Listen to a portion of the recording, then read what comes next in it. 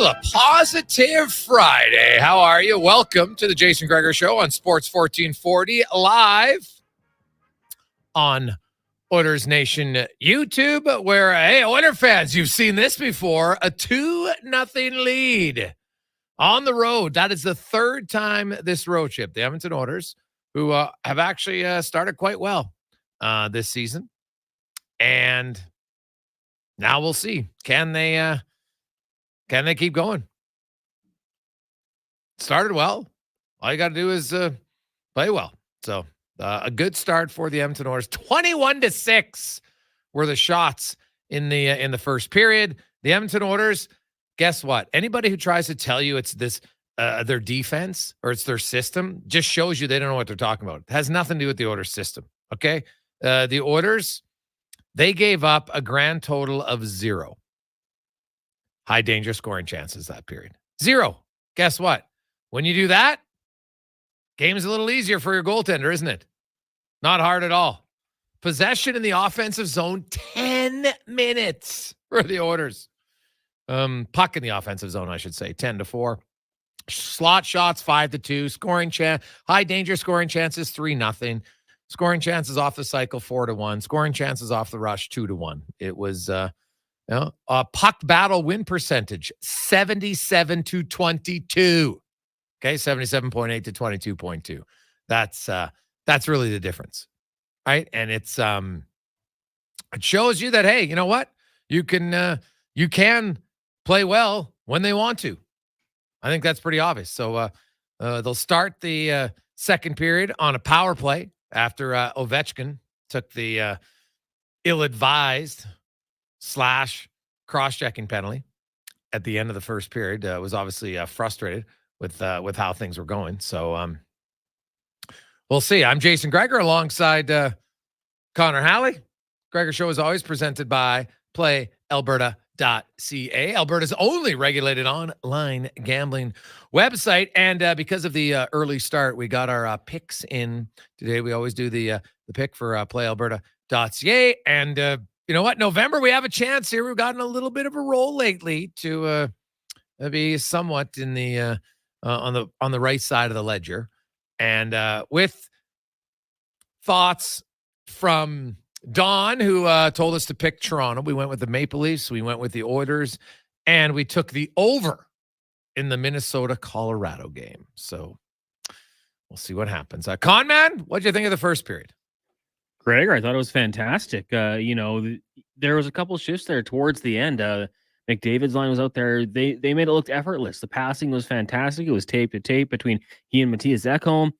Yeah, you talked about it. 0 high danger chances against. That's obviously going to be a key for victory. Maybe a bit of a fluke with the Nuge goal, like skill for sure, but that kind of fortunate bounce.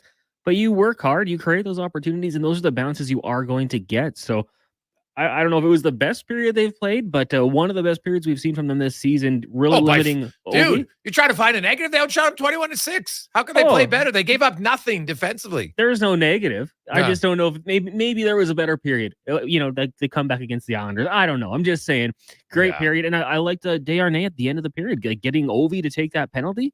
Fantastic. Eluding him, letting Ovi slam into the boards. I thought it was a very great period. Yeah. No, nothing negative about that other than Connor McDavid just wiped out hard on the going to the bench very gingerly. So that'll be something to watch for, to see as the Oilers go here when the second period gets going. Hey guys, I can't get it on Sportsnet. It says I'm out of the region. I'm in Edmonton. I don't know, man. It's on regular Sportsnet. We're watching it right now. I've got the Ignite on the laptop. It's just on basic Sportsnet channel 223. So, well, I guess it depends if you have Shaw or Telus or whatever you have. So, either way, people are being able to watch it. So, I'm not sure we can help you on that one. Coming up on the show, man, we have a loaded show for you today. Mike Rup will join us in the first hour, talking all things NHL. We got the 2-minute warning with Cam Tate. LT will be by. Laurianne Munzer. Also, Wanye Gretz will join us. Craig Button, Mark Spectre. We'll get to Wanye's World. Also, 5 questions later on today. You can always text us in our Jiffy Lube inbox, 833-401-1440 is the number. As well, last night, NFL, did you see, like, Christian McCaffrey right now?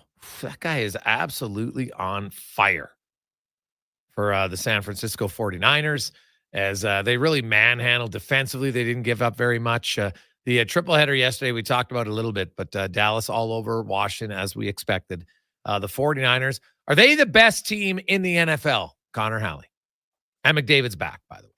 Good to see McDavid back. You know what? We actually threw that out there on Fantasy Frenzy, and our friend Brandon Douglas took some heat from some of the Eagles fans out there saying, hey, what about us? We just beat the Kansas City Chiefs. Well, we get the Niners and Eagles in a couple of weeks, so we'll find out. But Gregor, when the 49ers are healthy, they are probably top 2 for sure. You know, you have Deebo Samuel out there doing what he does. Yeah, and Christian McCaffrey, he's just phenomenal. Anytime you're averaging 6 yards per carry, that's a good sign. Brock Purdy doesn't have to be an elite quarterback to win them football games. He just doesn't have to make those mistakes, and they'll be able to run the ball. They'll be able to find Brandon Ayuk and Deebo Samuel and, you know, George Kittle. Although sometimes you're wondering where he is, he still has the knack for those big games. And Gregor, that front 4 for the 49ers is unbelievable with the addition of Chase Young. There was at one point they lined up Chase Young and Nick Bosa kind of as defensive tackles, but they were standing up. It's just the confusion they're going to create, giving these offenses different looks. They're a lot of fun to watch right now. I don't know if they're the best, but they're top 2. Hey, guy, tell that listener to reset his phone. It happened to me from Brendan. Well, there you go, Brendan. Thanks for that. So, highball, reset your phone. See if that helps. So, you never know. Think about how many times you have computer issues, and all you do is shut it off and on, and suddenly it works. And you're like, what happened? It happens all the time. And even when you talk to tech guys, lots of them will say, you know, it's you don't have to be a highly advanced tech guy to shut it off and on. But usually that is the case. So we'll see where it goes. Hey, Gregor, what do you make of the Oilers? How they can start so well but can't maintain it? That comes from Doug. Doug, it is an excellent question. I think it's a. Well, you know what? Hey, it's a long game, so you get up 2-0. Historically, that's in your favor for sure. And last year, the Oilers were excellent when they scored first. This year, not so much.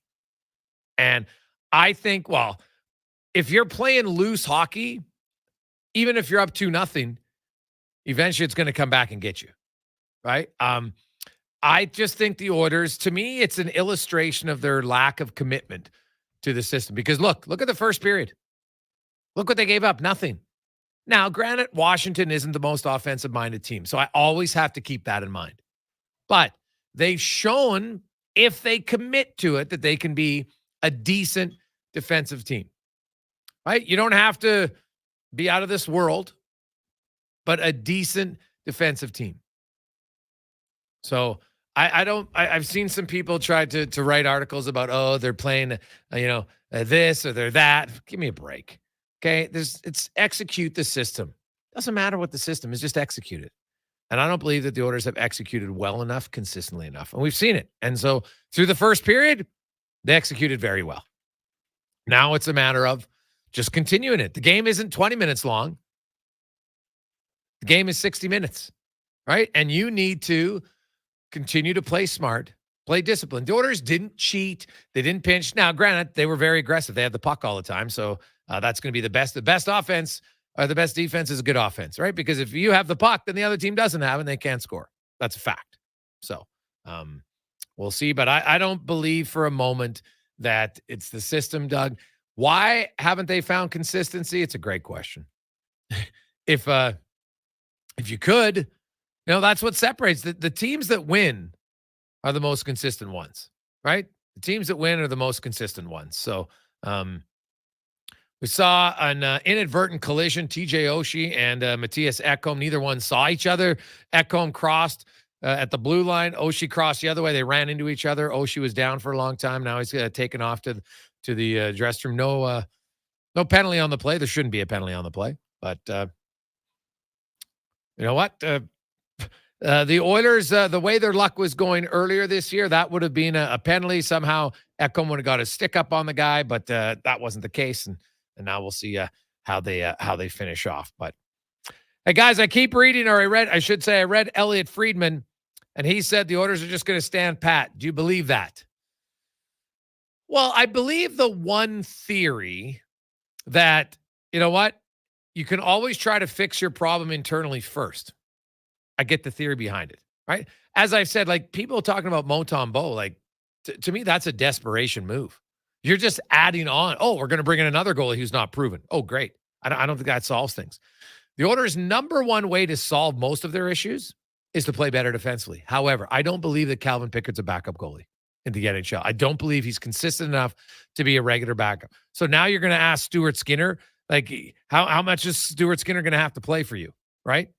You can't overplay him. That's not good. So they do need a backup. Can it be Jack Campbell? Oof. That's I know it's one shutout. It's an American League shutout. Remember, Calvin Pickard had a .939 save percentage in the minors, okay? .939. I'm not taking a shutout in the minors and saying, oh, this means Jack Campbell's back. Like, no chance, man. None, to be honest. Like, it's one game. He's going to have to play very well for a good stretch of time before I'm thinking, oh, this guy's ready to be a player again. Like, I can't buy into it. Right? It's one game. Good for him. But it's one game. So, yeah, I'm not. The Oilers, will they be patient? They could. But I don't know if that means that it's the right decision. I like the Edmonton Oilers. What they have, part of their problem is, you know what, they don't have a ton of continuity, right? But you could argue that Jack Campbell has been for a year and I guess it's a month, right? And hasn't played well. Now maybe he finds his game. Maybe there's a reset and magically he finds it, right? I don't know. Maybe he does, but that's a pretty big what if, don't you think? It's a pretty big what if. So we'll have to see how it goes. And the Oilers, holy cow, they make it a 3-goal lead. Now maybe Oiler fans can exhale because as Oiler fans know, the 2-goal leads haven't been good, but it's a matinee game. What could go wrong? No, I'm kidding. The Oilers have been the best team by far. They scored on their first shot of the second period. Bouchard with the bomb. And Oiler fans, you should be fairly comfortable. It's a 2-point game for Connor McDavid. And Edmonton is off and running. We'll take a quick break. Mike Rupp is going to join us. We'll go around the NHL on the Gregor Show on Sports 1440 live on Oilers Nation YouTube. Your furnace is dead. It's time to replace it before winter crushes you. Legacy Heating and Cooling is practically there already. Yeah, we're working in your basement, doing a replacement. The work is so earnestly building your legacy. With no payments and no interest for 1 year, you gotta call Legacy. Replacing your dying furnace before it's too late, that's how you build your legacy. Legacy Heating and Cooling. Looking to tackle your backyard projects with power and precision this fall? Look no further than Kubota compact tractors. Experience the perfect blend of compact size and unbeatable value with Kubota. Right now, take advantage of financing as low as 0% for up to 84 months and save up to $1,500 on select models. Plus, as the temperature drops, get ready for Alberta winters with confidence with Kubota Performance Match snowblowers, sweeper, and blades. Visit Edmonton Kubota today for details. When basketball legend Shaquille O'Neal joined the team at Papa John's, he brought some big ideas, but his biggest idea is the Shaq-a-Roni pizza. It's a massive pizza designed to feed big appetites and make a big impact. It comes with 8 foldable Shaq-sized slices, loaded with extra cheese and extra pepperonis. But what makes it really big is that for every Shaq-a-Roni sold through December 31st, 2023, Papa John's donates $1 to Second Harvest to provide 3 healthy meals to people and agencies in need. The Shaq-a-Roni is bigger than pizza. Get yours today for only $21.99, only at Papa John's. When you hand deliver a hamper to a family in need, everyone's hearts fill with joy. Be part of the Holiday Hamper program. A charitable experience unlike anything in Edmonton. Sign up to adopt a local family. Fill a hamper with food and gifts, then bring it to their door and see the difference you're making firsthand. With the rising cost of living impacting so many families, the need has never been greater. Sign up for the Holiday Hamper program today at holidayhamper.ca. No project too difficult. No problem too complex for Action Electrical. Edmonton's leading electrical contractor is a family-run business since 1973 and proud to offer complete commercial electrical services of the highest quality. When you need a contractor to design, build, implement, and maintain complex systems or emergency electrical assistance, help is here with the professionals. Book a service call at actionelectrical.net today. That's actionelectrical.net. It's simply the best time to buy. The Black Friday event is on right now at Volvo Cars Edmonton. You'll save up to a game-changing $7,500 off your purchase or finance as low as 1.49%. Choose from a winning selection of 2023 cars and SUVs like the sleek S60 or the roomy and comfortable XC60s and 90s. Black Friday is on now at Volvo Cars Edmonton, Canada's only 12-time Volvo Excellence Award winner. Visit 1205 101st Street Southwest or chat online at volvocarsedmonton.com. What's better than getting a delicious McMuffin and a medium premium roast coffee? Getting a delicious McMuffin and a medium premium roast coffee for only $4 plus tax. It's your favorite McDonald's breakfast for less. What's better than that? For a limited time at participating McDonald's in Canada, prices exclude delivery. Being on this road together means saving twice during the Fountain Tire Road Ready sales event. Save up to $225 on a set of 4 select tires. Plus, get a bonus $50 off any service until December 16th. Book your appointment at fountaintire.com. Restrictions apply. Financing available. Ugh, fine print. Are you winter ready? Don't put off those repairs or maintenance to your trucks or trailers while the cold weather sets in. Call Murray's Truck Parts Locators. Get your trucks in now to make sure you don't end up stranded. From alignments to inspections and engine overhauls, Murray does it all. He can even source parts when you need them and cut down on wait times. Call Murray's Truck Parts, 780-678-2128. Murray's Truck Parts Locators, just minutes west of Camrose. Introducing Carhartt's new Super Ducks technical jackets, re-engineered for today's outdoor worker with Carhartt's latest technologies. Rain Defender to shed precipitation, Rugged Flex Stretch to keep you nimble, Wind Fighter to tame the coldest wind, and more. Carhartt's new Super Ducks have you covered whether you're replacing a roof at -20 or taking the garbage out at 11 p.m. Find yours now at Shoreside Workwear. Tough gear for tough jobs. Fact: 1 in 6 Alberta men will face prostate cancer, so please support the Man Van, the mobile testing clinic for prostate cancer. Visit prostatecancercenter.ca to donate in November and keep it in Alberta. All donations go towards the Man Van and stay right here in Edmonton. When skies turn gray and chaos unfolds, there's always a beacon of hope. The Red Cross. Through floods, fires, and unforeseen calamities, they are the helping hands, mending wounds and restoring faith. You can make a huge difference. Visit redcross.ca. Donate today. Light a lamp of hope.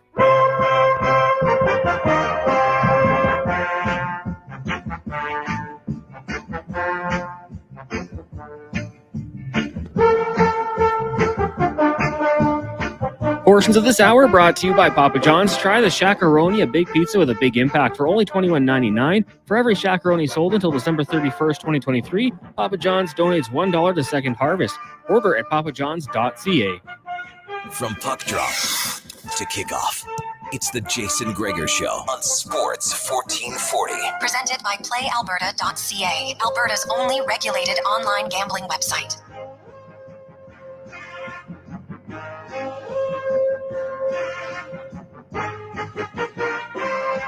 Positive Friday continues on Sports 1440 live on Oilers Nation YouTube. Jason Gregor, Connor Halley with you. If you are out and about, and if you recorded the game, guess what? You'll be excited. Okay, if you don't want to know the score, then turn it off for 5 seconds. But Oilers with back-to-back power play goals, and now they lead 4-0. So they scored on a power play 7 seconds in, and then Carlson was upset about the initial call, gets an unsportsmanlike, and Draisaitl. A power play goal from Draisaitl. Oh, my goodness. There is a lengthy drought that needed to end for him. So we'll see. The Oilers, they desperately need some. You know what? There's so many guys. Like, they need some guys now in their bottom six. Get some points. I would put Ryan McLeod on the ice for 20 minutes straight. Try to get him a goal. And just encourage him to hit the net. Did you see the chance he had right after the Oilers went up 1-0 and he just flat out missed the net? It's brutal.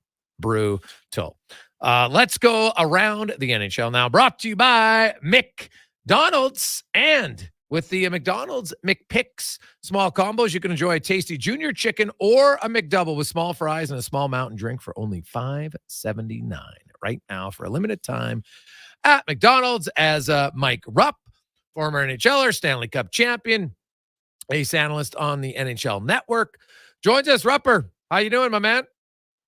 I'm good. How you doing? Hey, I'm great. Happy Thanksgiving. What's your Thanksgiving meal of choice? Oh, it's funny you say that. Right before I was talking to you, I had the leftovers flowing. So just I'm one of those people, even in the regular a regular meal, I'm a big mix everything together guy. Okay. And I know that's kind of gross to a lot of people. So my favorite thing when you're doing leftovers for Thanksgiving is whatever you're mixing all together, just have cranberry sauce or gravy or whatever you want to kind of mix it on top of it all. So kind of gross for some, but that's the way I do it, the way I like to do it. I don't mix it in I have it all on the same plate. And my potatoes and everything can touch each other. But I love the cranberry on the turkey for sure. If you're having turkey, guaranteed. And see, mashed potatoes, Rupper, I think mashed potatoes, people who don't like mashed potatoes, I don't think they've ever had proper mashed potatoes, because mashed potatoes are money, especially with gravy, and turkey gravy is delish. Oh yeah. You got to get the proper regular mashed potatoes, but I also am a big fan. I grew up on the sweet potato kind of casserole where it's the whipped or sweet potatoes with the marshmallows on top. Yeah. Toasted. That's pretty good. Okay. I like it. You know what do you make of the NHL goes dark yesterday, Thanksgiving? It's obviously a big football day. It's a big holiday. No problem. They're dark on Christmas, so I don't see a big issue with it. I do wonder though, if you can do it twice in 1 week, why can't you go dark on Hall of Fame night? Shouldn't you honor the people and have no games on Hall of Fame night? What do you think? Yeah, no, I agree with that. I think there's certain times and certain things where, I also think that there's nights that we've tried to change into being its own night of production, like the lottery winner night. Yeah. Remember, now it's getting another night on TV. There's sales elements to go in all those different things, and it seems like there's always a look for searching for things like that. And I think that the Hall of Fame night, you could probably blow it out even more, and if there's no games going on, make it so the whole hockey world is watching those events. Yep. And I think it would be great. I would love it. But yeah, to your point, I don't know. I don't really recall. We know the circumstances. I actually, when we learned about the circumstances from the other night of why it happened, I understand how sometimes that stuff just happens, but it's twice in the same week. So it must not be that big of a deal. Yeah, no, I totally agree with you. Mike Rupp joins us. Rupp, the Washington Capitals, I'd crunched all their numbers leading into this game against Edmonton. I was like, man, they're 9-1-1 in their last 11 games, but they were giving up a lot of shots. Their goalies were playing well. They weren't scoring. Their power play wasn't scoring. They're 5-on-5. And I was just like, man, they're getting outshot all the time. They're getting no chance. Eventually I thought this was a team that was ripe for the picking. I look at Washington and I see a prime example of a team that's been on a hot streak that is going to cool down. What do you make of the Caps? Yeah, I agree with that. And the one thing that was making me wonder, kind of curious if they can sustain, is that while they were winning those games, you look, Ovi Amy hasn't been scoring at the pace that he's used to scoring, right? Yeah. Their power play was cooking at 8%. And a guy like TJ Oshie had, at that time, I don't know what he's gotten in the last couple. He got his first goal He got his first goal against Buffalo 2 days ago, and then he got hurt today. Yeah, so his first goal, I think he only had 2 points or something prior to that. So you get that team last year that was decimated with injuries. Now, in a lot of ways, you get your guys back in some regard. Obviously, no Nick Backstrom, but now, with all those things going bad, and you're still winning, I thought, well, okay, maybe maybe they can get this done because they're getting it done in other ways, right? They're not relying on their power players, not relying on Obi popping in 2 a night. But yeah, I would agree with you. I think there's a lot of teams, put it this way, in the league right now that every year we jump the gun on who stinks and who's good, and from the first 20 games, and it's hard to assess it. But I do think that certain things will cool off. I said it the other day, and I've been getting hammered by Canucks fans too. What they're doing is not sustainable. Like, I don't consider them a top team in the league, and it's fun to watch them. I mean, they're must-watch TV when you're watching them right now. But I have a feeling that the water is going to kind of level out here on a lot of these teams over the next few weeks. I look at one of those teams, and I think they're good. But the New York Rangers might be better. Like, there's still a lot of people that are like, they don't score enough. And I'm like, man, they don't give up a lot. I like their team. They're better than I thought they would be at the start. Their younger guys have really stepped up. You see them closer than I do. What do you make of the Rangers? Yeah, they're interesting too, because I don't know if they're as good as their record is right now. But the thing that's working really well for them is that they are defending much better than they probably have over the last number of years. And again, I mean, they're a team that if it wasn't Igor Shesterkin or the power play, they probably weren't winning games. But both of those formulas, both of Igor and their power play over the last 2 years, has been so good and so consistent that they won a lot of games because of that, right? And I think it masked some of the other things that they had going on.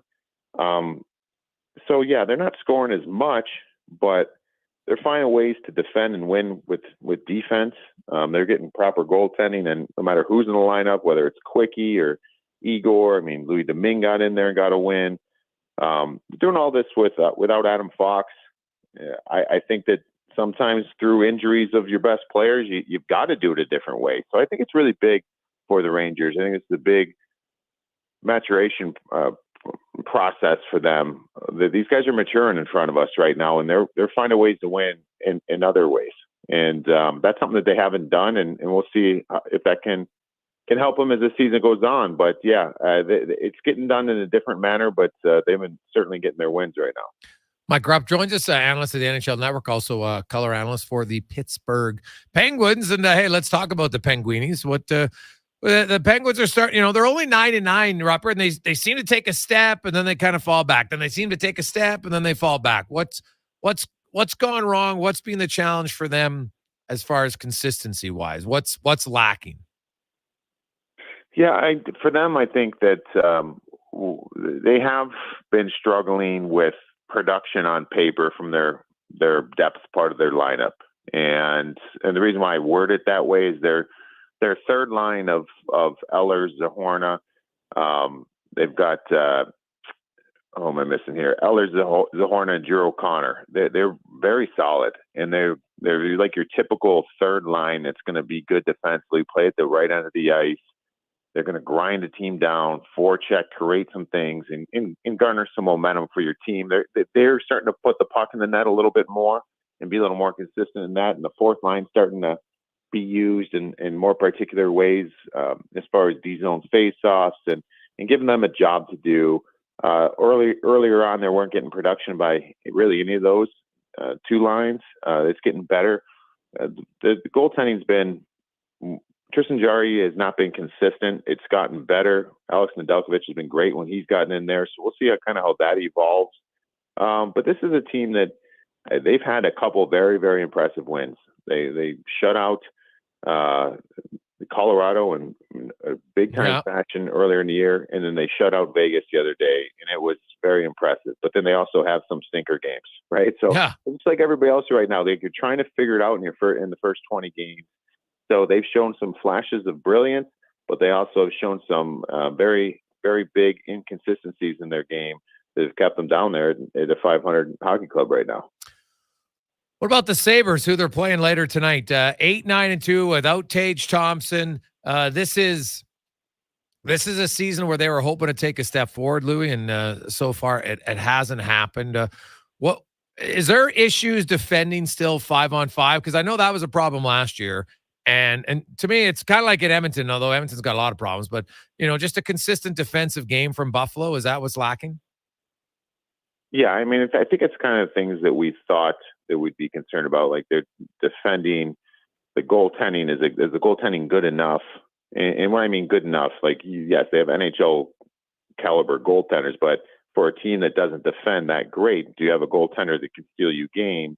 And these guys they'll have some good nights, some not so good. That they let up some chances that they shouldn't be.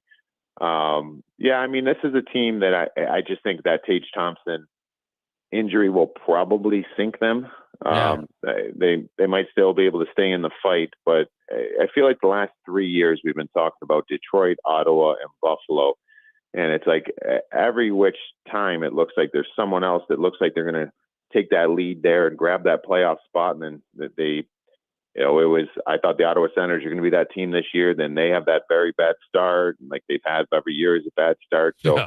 I don't know. It's still kind of wide open with those three clubs. Are they going to be able to get in? But there's been some surprise teams elsewhere in that conference. So, but I don't know. I don't think that this Buffalo team is going to make it this year, and they're still struggling to keep the puck out of their net. What do you make of the Oilers, Rupper? I got them. I got them getting in the playoffs. I don't know what you think.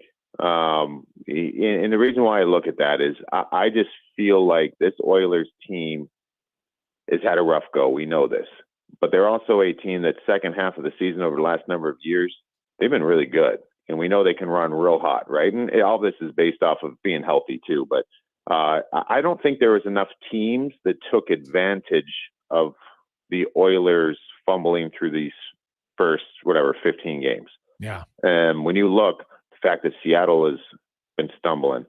I mean, you go into the other division, even Minnesota's been stumbling. Like, and we're talking wild cards and not knowing how many are going to come from each division. I don't really think anybody has fully taken advantage of it. Maybe Vancouver, like we mentioned, has Vancouver played well enough now to almost position themselves for I think they're in a decent run? I mean, they're in that neighborhood right now. Yeah. But we've also seen a Vancouver team that can change their game real quick the other way, right? So I don't think I think Edmonton, this is a long season, something where you got to deal with adversity, but I still think this team's got weapons. They need to get some goaltending. If they get that, we've seen them when they get a little bit of goaltending, good goaltending, just good, doesn't have to be great, they can go on some serious runs. So I still think they get in. Robert, what do you make of the NHL? There's this talk, they're going to have an in-season kind of like best on best with four countries maybe, but no Russia. You can't be half pregnant. Right? There's can't put Russians in the Hall of Fame. Oh, they can't play during the season, but they can play on NHL teams, right? Like they can't play as a country. Like, to me, I don't understand it, right? Like the players aren't Putin. They're not the idiots so I don't know. It just, you either allow them in your league or you don't. You can't say, well, you can play regular season games, but now you can't play in this tournament. Or am I wrong on that?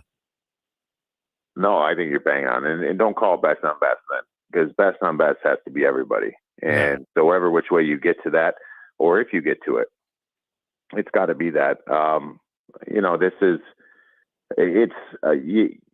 Not to get into all that side of it. Yes, there's a lot of different things that go on, but maybe it's best not to do it then. You know what I mean? Like you can't go halfway there. And I think that's what you're insinuating there. Like if you want to have something done, you got to, and you're going to claim it to be X, then it's got to be X.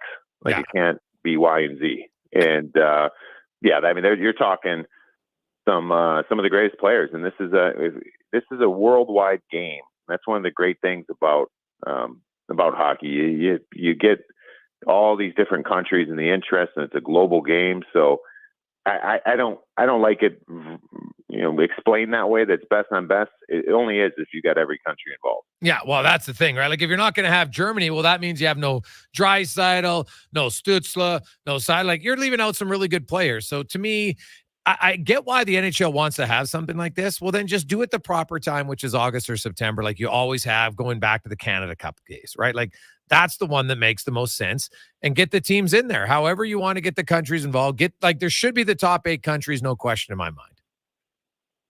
Yeah, no, I agree with that 100%. And that's the thing though, that's been so frustrating. I think the whole time is it almost feels like because there has not been the Olympics, Yeah. And now it's going to be force-fed, and it's going to look completely different. Like, you know what I'm saying? Like, the decisions that were made to not have that done, and I get some of those. Like, I'm actually not a huge Olympic guy, and that's a whole nother conversation as far as, you know, the league doesn't benefit at all from the Olympics, in my opinion. But at the end of the day, that's why everyone's calling for best on best, because we haven't had it for so long. So now, but you can't just makeshift one. It's got to be the real thing. Yeah. No, wholeheartedly agree with you on that one. Rupper, I appreciate your time, my man. Have a happy Thanksgiving. Enjoy the leftovers. I don't care how you eat them, buddy. Leftovers are the best. I love leftovers. So enjoy that, and we will chat with you next week. All right. Thanks, Greg. Thanks, everybody. Enjoy. That's Mike Rupp from the NHL Network. Of course, also analyst for the Pittsburgh Penguins. Is the Positive Friday edition of the Jason Gregor Show on Sports 1440. Live in the E-Well studio. Your local electrical distributor, ewel.ca. They're always adding a little extra electricity to the show, ewel.ca. Will return. Low Tide is going to join us later on. We have Laurianne Munzer, Wanye Gretz, Craig Button, Mark Spectre. Also, we'll recap the Order game and more on Sports 1440 live on Orders Nation YouTube. No, if I lift this up and then hit it right here. No, it's hit, then lift. What are you guys doing? We can't get this thing to work. For guaranteed same-day service, call Franco Sorgiovanni at Corporate Business Solutions before someone makes it even worse. Most issues can be resolved within 20 minutes or less. Corporate Business Solutions is an authorized Konica Minolta office equipment dealer for sales and service. Call CBS today at 780-490-5600 or visit cbsca.com. I'll probably At the Brick, we're not just proud of this city and its rich sports history. We're proud partners of it. The Brick started right here in Edmonton over 50 years ago. Learning to deal with we're not cheering on the Oilers or Oil Kings live at the game. Or the Edmonton Elks under the bright stadium lights. We're in our stores, providing everything you need to cheer them on in your home. The Brick, supporting Edmonton sports teams and fans since 1971, saving you more. Get all the ice time, or looking to tackle your backyard projects with power and precision this fall? Look no further than Kubota compact tractors. Experience the perfect blend of compact size and unbeatable value with Kubota. Right now, take advantage of financing as low as 0% for up to 84 months and save up to $1,500 on select models. Plus, as the temperature drops, get ready for Alberta winters with confidence with Kubota Performance Match snowblowers, sweeper, and blades. Visit Edmonton Kubota today for details. You have to learn from it, and sometimes you can talk.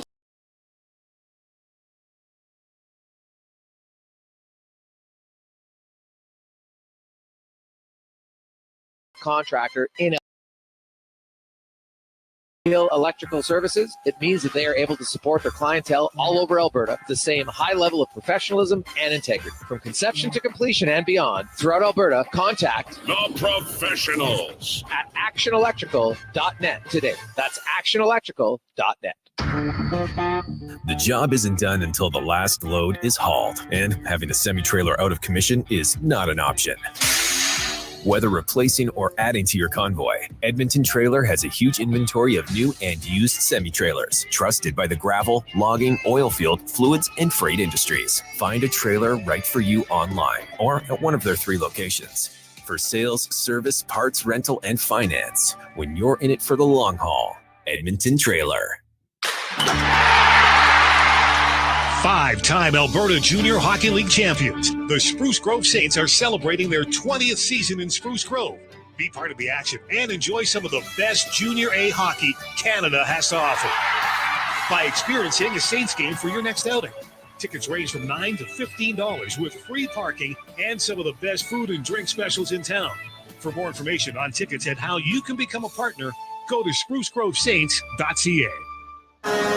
Put on your party pants, pal. New Year's Eve lives at the Canadian Brewhouse. Tickets on sale now for a special New Year's Eve event extraordinaire. For $19.99, fill your belly at the pizza buffet and wet your whistle with $3.99 well highballs and domestic bottled beer. Let's pop the top with some bubbly and hit the dance floor to ring in the new year the right way. Tickets on sale now for lots of cheer and one hell of a happy New Year's. Visit thecanadianbrewhouse.com for info.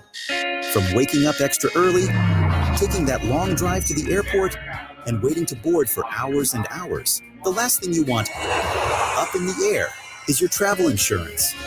The James Insurance Group is here for home and auto, travel insurance, and much more. Working for Albertans across the province, the James Insurance Group will find you the best value and coverage you need. Find us at tjig.ca. That's tjig.ca.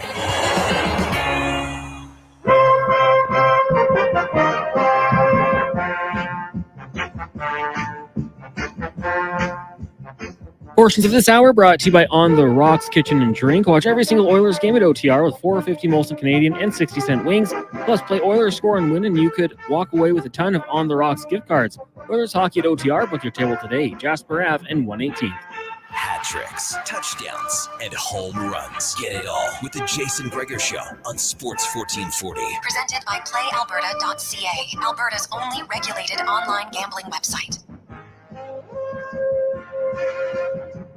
Continuing on, Positive Friday on Sports 1440 live on Oilers Nation YouTube.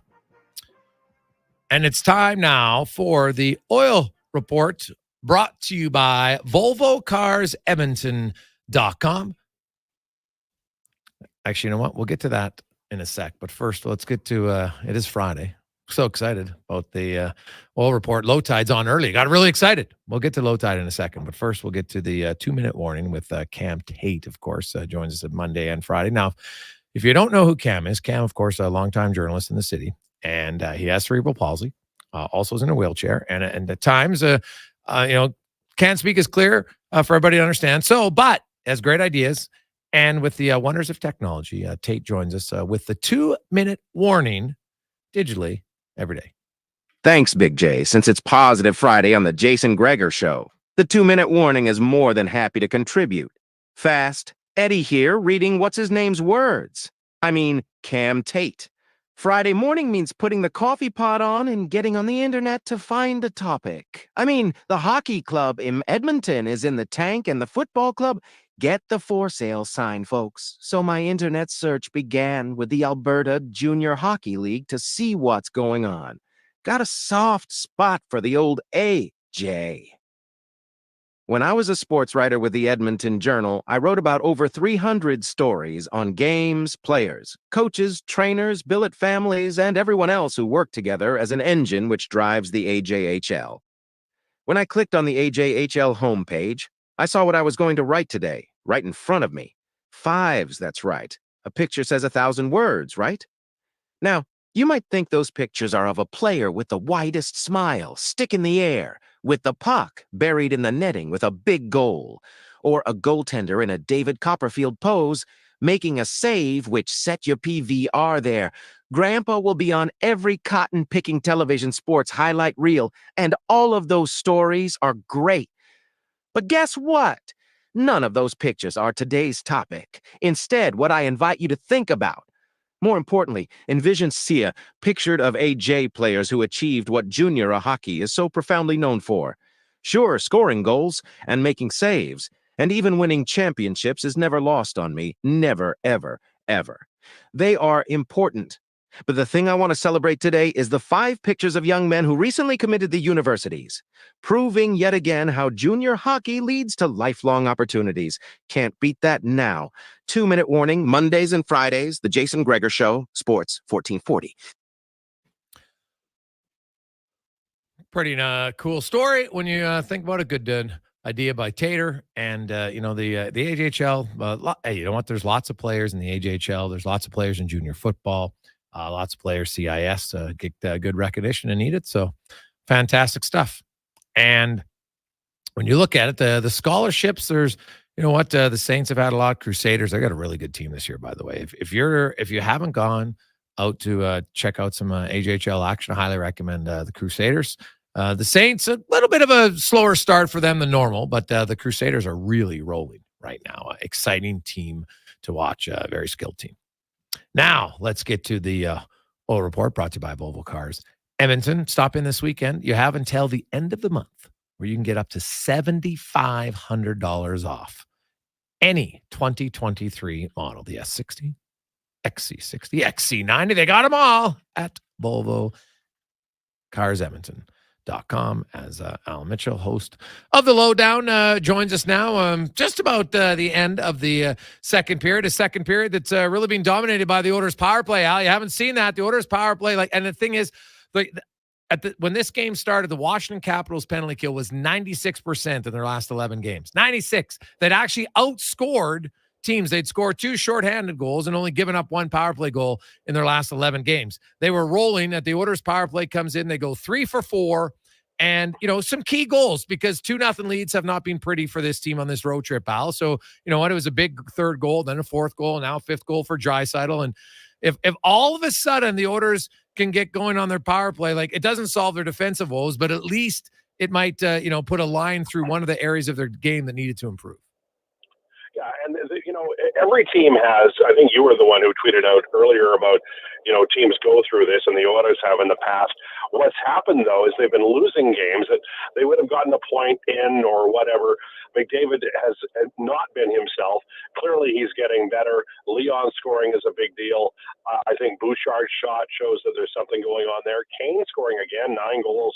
This is a really encouraging game for them. And we talked earlier on the Lowdown about them needing a laugher, and I don't think anybody's going to take anything for granted in the third period. But the Oilers needed this. They needed a game where things were fun again, and they're so talented that they could go on a roll. I'm not saying they will, but they could go on a roll just because there's so much talent on that roster. Yeah, well, at some point now they needed to play up to their potential. I think that's fair. People want to use all these excuses. It's amazing the excuses I'd be reading about. Oh, it's a modified zone defense. Oh, it's this. Give me a break. They weren't playing well enough. Full stop. Yeah. And also, I think that one of the things that this summer and then into the fall that kind of got out-reported or over-reported was the idea that they need to adjust their the game plan defensively. These guys have played every situation, man on man. They played zone. That's not it. They need the reps to get it done, but really it's about execution, and the Oilers were not executing. Today they are. Today they're playing better fundamental hockey. Now Washington, they've been on a roll. The Oilers have been on a down sweep, so the regression is going to occur. But this is really encouraging because not only are they scoring goals and the power play's humming, but they're playing pretty well defensively. A lot of block shots, a lot of hits, a lot of in the zone. There's a lot of good things happening for this Oilers team. And maybe yesterday's hard practice was what they needed, but this is going to be, if they continues in the third period, it's going to be a great way to end this very difficult road trip.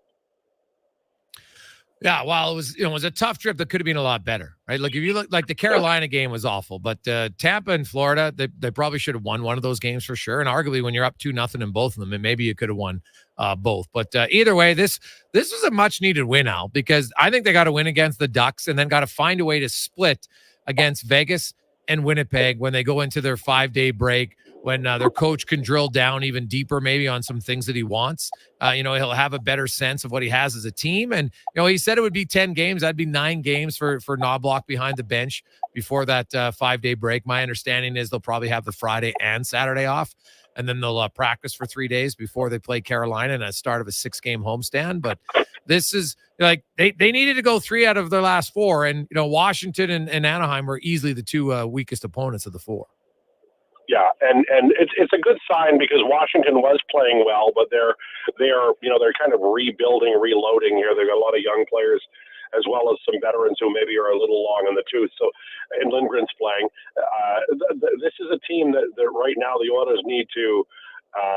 They need a couple of blowouts and they need to get lucky. There were some lucky plays that the Ovechkin shot was he could have gone in. It was Skinner got a piece of it, but he didn't get all of it. And at this point, I think that when you're the Oilers, there's a lot of positives coming out of this. Skinner has stopped some pucks. The defense has had better structure. The power play's humming. Kane scored. They came out of the first period. It was dominant, and they didn't come out flat. Now, if they can do that again in the third period and play 60 complete minutes, the coach can use that. He can say, hey, we've done it. And a lot of this is confidence, and it's been difficult. This has been a difficult run because the expectations were high, and that meant the pressure was really big on everybody on the ice. But if Skinner saved them a year ago, I still think he can do it again. And today might be a real good turnaround for him and the entire team. Yeah, with the Oilers, sadly at this point, Al, I'll admit I'm skeptical. I would need to see a run where they play well, and even like they played well to start those games and then couldn't finish. Right, today's been a very complete effort. They haven't given up very much. Skinner's made a few saves, but hasn't been called upon, which is nice. And then they're obviously their power play scored, but like I don't know. I'm at the point where the Oilers got to show me for a month. And the thing is, I went back. Because people are like, well, I've never seen him this bad. And I think people forget. Actually, the Oilers, this has been pretty much a yearly trend, Al, for the last few seasons where they have a 15 to 20 game stretch where they're junk, right? And that's why I believe this is more of a player issue than systemic issue, right? Like in the the COVID shortened the first 15 games, they were 27th in goals against for the first 15 games. December 1st to January 16th of the 21-22 season, over 16 games, they allowed 4 goals per game. Then the first 20 games last year, 3.60 goals against, average 29th. And then obviously this year, same thing. That to me shows a theme, and there's been 3 different coaches in there, Al, so I don't believe it's coaching. Yeah, the one thing I will say this year that was a little different, and I think the slide was a little earlier than usual. They did have, the captains' practices. They cost them some injuries. McDavid, Ekholm, Ryan McLeod was slow to get back. Those players have not been. They're getting there, but they have not been themselves. So. I agree with you. I think that the Oilers do have a downbeat. It's usually around Christmas, or at least I find it's around Christmas. But they're not going to be able to afford any more downbeats. That's one thing they have to worry about is they can't have a stretch of 15 games where they only get like 8 or 9 points. They need to be 500 or better the rest of the run here, because the math suggests they're going to have to go on a hell of a run. They're going to have a couple of months where they are where Boston is right now. Yeah, that would definitely be nice for sure. So, Jason Gregor, Connor Halley with you. Low Tide is our guest here on Sports 1440. LT, what do you make of the Oilers? Do you think the Oilers are going to remain patient? Do you think they are going to, make a move here in the coming weeks? What's your thoughts? I think they'll make a trade. I think that once you fire the coach, I thought they'd make a trade before they fired the coach, but they made the trade. They made the coaching change, and they're giving Knobloch a chance to look at the team, view what he has, find out what he would like to see, whether it's another defenseman or maybe a little help for that third and fourth line, or maybe a goalie, which I think is the obvious one. Maybe Jack Campbell can come back, but you might want to invest in a goaltender. So. I think they will make a move, and I think it'll be maybe early December, but it won't be too terribly long from now. The only thing that would change that is if they lose several of the next few games, but I think they'll make a trade in the next little while. Like a big trade or just a minor league deal? What do you think? No, I think it'll be a goaltender and maybe even a forward. I think it'll be another goalie. And is Campbell part of this trade? I'm not sure of, because they'd have to give up so much. Mm-hmm. You might see a trade for a goalie that doesn't involve Campbell, because they're right now the cost of trading Campbell away, even without getting anything in return, is massive because of the 3 years that are like 3 years times $5 billion. That's some high picks. Probably 2 first rounders, I would think, because if you're trading Campbell midway through this season now, it's $16 million in owed money. Right? Yeah, that's a lot. Massive. Yeah. Do you think he can find a semblance of his game in the American League? Well, he was not good in the first 3 games that he played down there, and then he was good in the shutout. Like, he played well. So with him, I think it's and a lot of this team is just, it's confidence. It's between the ears, and I think Campbell it is for sure. Is he capable of playing well in the NHL? I believe he is. I think he'll play, not necessarily for the Oilers, but I think he'll play again in the National Hockey League. But right now, the Oilers can't afford to invest too many more starts in players who aren't, who don't have the percentage on their side. So Campbell, I think, would have to prove himself. Maybe he gets one more look, and it all depends on what's out there. If they can pull a trade earlier than later. I think they will for a goalie partner for Skinner. Al, thanks for this. Have yourself a fantastic weekend, and we will chat with you on Monday. All right. Enjoy the weekend. There you go. That's Alan Mitchell, host here of The Lowdown, weekdays from noon until 2 on Sports 1440. It is the Gregor Show presented by PlayAlberta.ca. And, man, there is a plethora of games today. A few already done. Connor will update you on those. Some ongoing, including the orders. Although that one's, well, unless it's going to be a miracle in Washington, that game is over for all intents and purposes. But there are some entertaining games to watch tonight. That Jets-Panther game, that could be a highly entertaining affair for sure. So we'll be very curious to see Minnesota Wild and Colorado. Oof, the Avs are good, man. The Avs are really good. Get to all that. And when we return, we're going to talk about adversity. And can you teach it for young athletes? It's the discussion coming up next on the Gregor Show on Sports 1440. Here's an update presented by BIE Engineering, specializing in all your residential, commercial, and industrial structural engineering needs. It's BIEENG.com. This is a Sports 1440 update.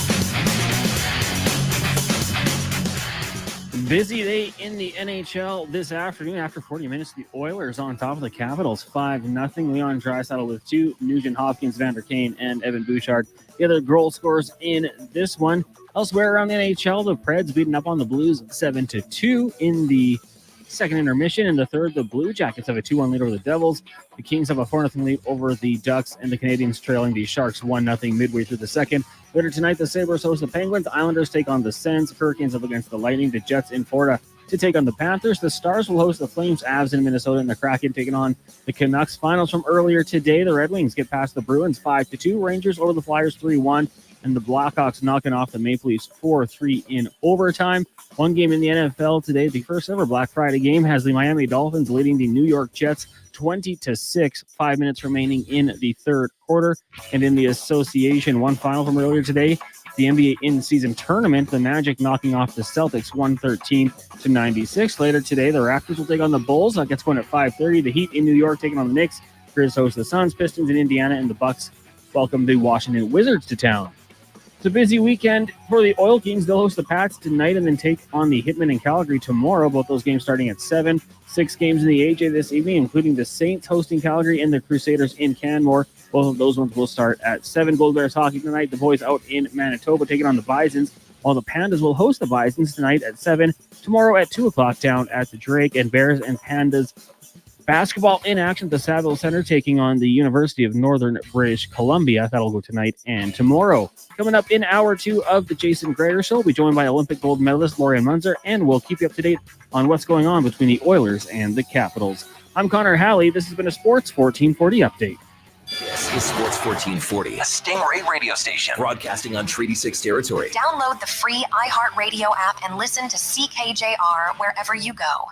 You know, I got into reffing for the excitement. He's going for the chair! Turns out wrestling is completely scripted. But you know what's exciting and unscripted? PlayAlberta.ca. With an all-new sportsbook, odds boosts, and betting on any game. PlayAlberta.ca. Go all in on excitement. Sign up today with promo code SPORTS50 and get a $50 free bet. Official gaming partner of the Edmonton Oilers. Remember, if you gamble, use your game sense. Our cars are our lifeline, and every now and then we need to take care of them too. Cochran's Automotive services your vehicle with pride. When you need to fix it up, bring the whole family fleet. Junior's WRX, Mom's MPV, Dad's 1500, or even Grandpa's old 88. All makes and models are welcome. Trust Cochran's Automotive to professionally repair your family's pride and joy. They've got you covered for Volkswagen diesel timing belts too.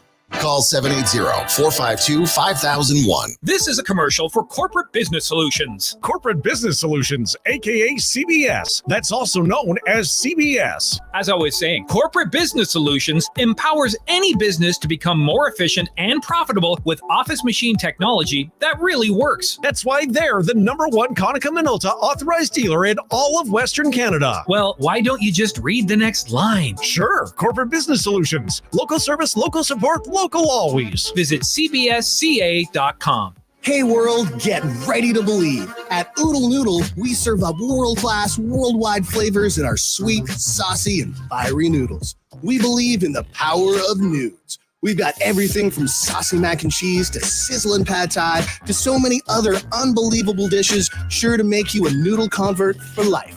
You've got to taste them to believe it. Don't be a skeptic. The proof is in the noodles. Check us out at oodlenoodle.ca. Oodle Noodle.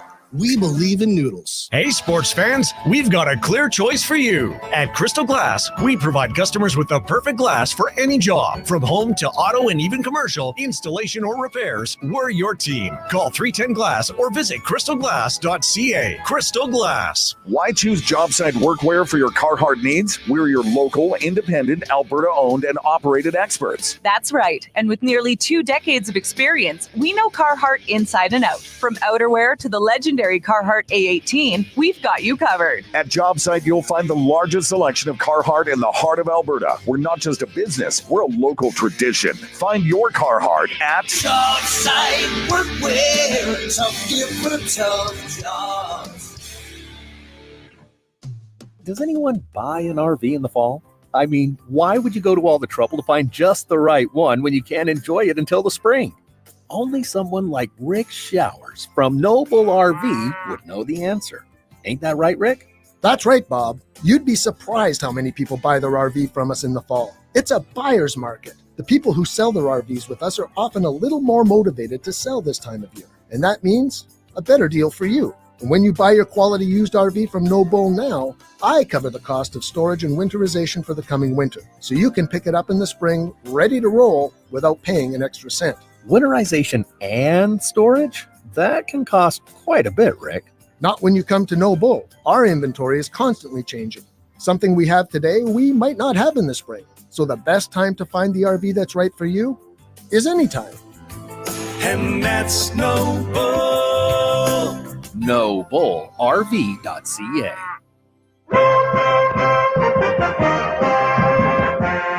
Portions of this hour brought to you by Cantor. We've continued developing tools and are excited to announce our newest design, battery-powered nut runners. 4 models from 500 to 3,000 foot-pounds with more on the way. Learn more at cantor.com. Sports Radio is back. The Jason Gregor Show on Sports 1440. Presented by PlayAlberta.ca, Alberta's only regulated online gambling website.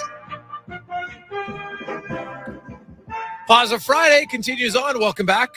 Jason Gregor Show on Sports 1440 live on Owners Nation YouTube, as always, presented by PlayAlberta.ca. Lots of games going on tonight, of course, on the weekend. Hey, if you're into F1, final race of the F1 season, you have NFL games on Sunday. No CFL for a while. Of course, the Grey Cup last weekend. Lots of NCAA. Can do it all. Lots of NBA as well. PlayAlberta.ca. Stay within your limits. Use your game sense. Go to gamesense.ab.ca.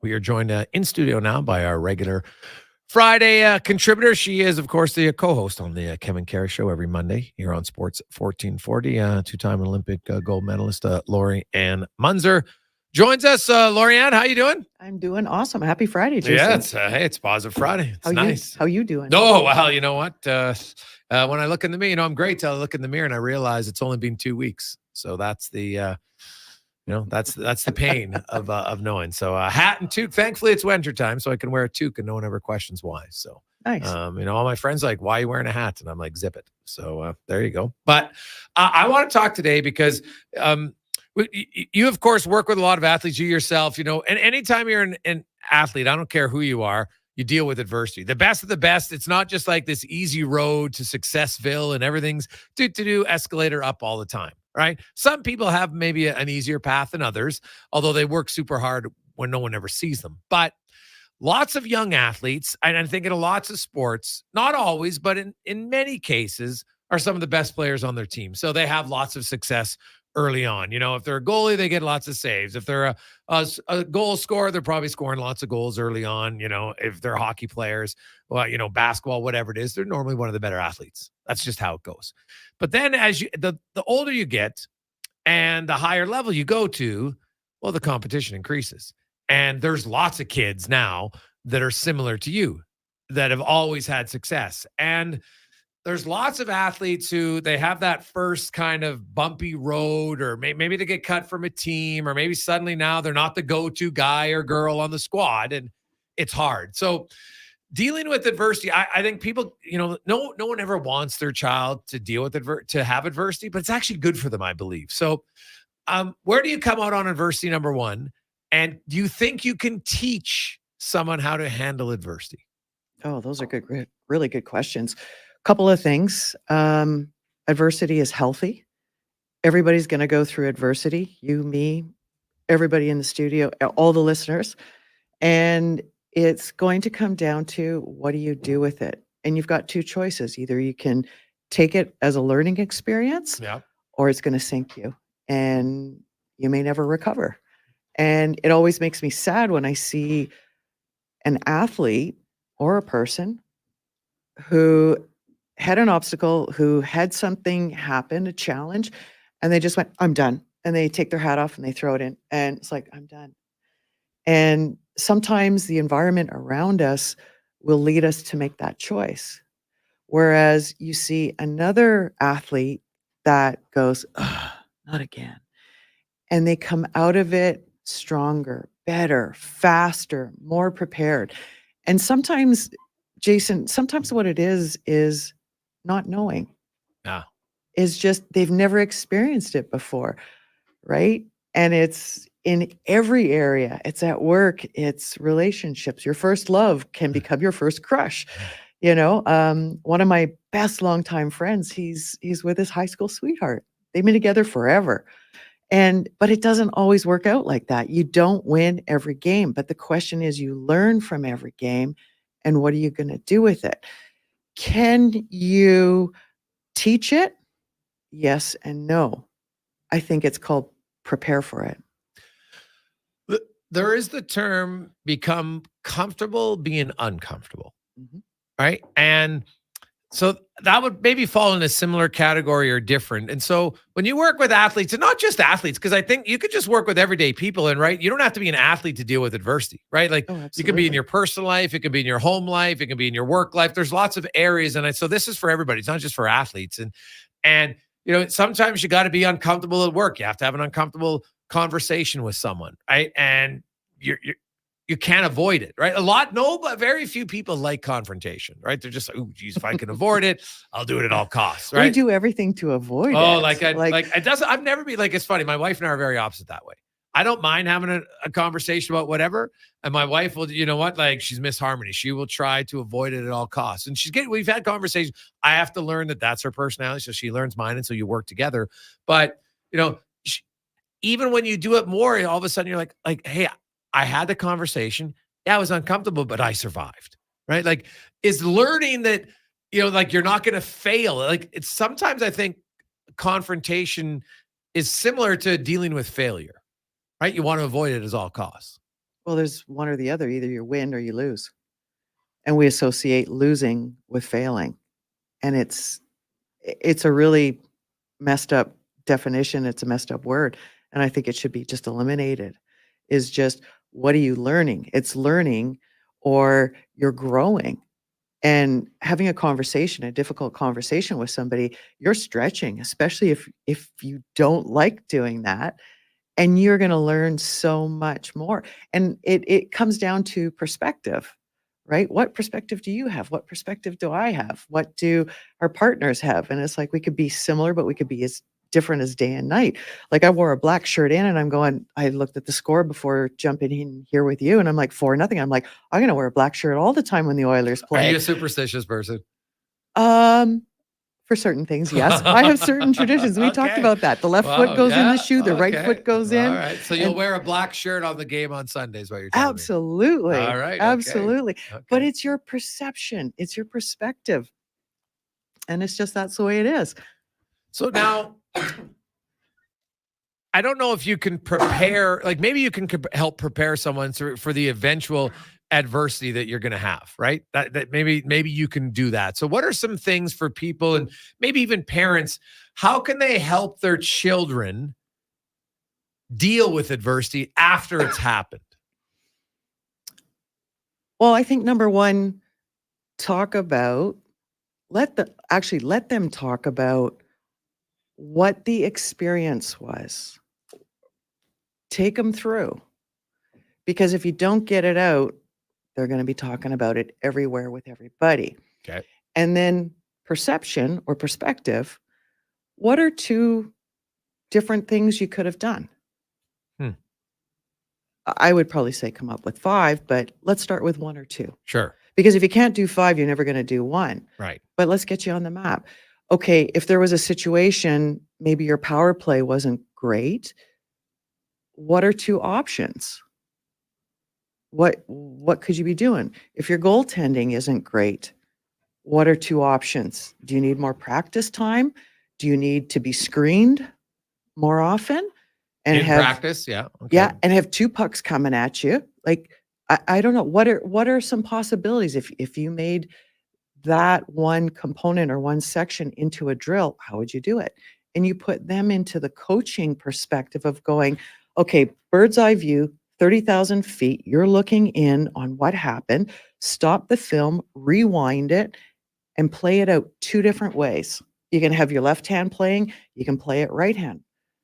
Switch the sticks. What would you do? How would you play it out if you could do it again?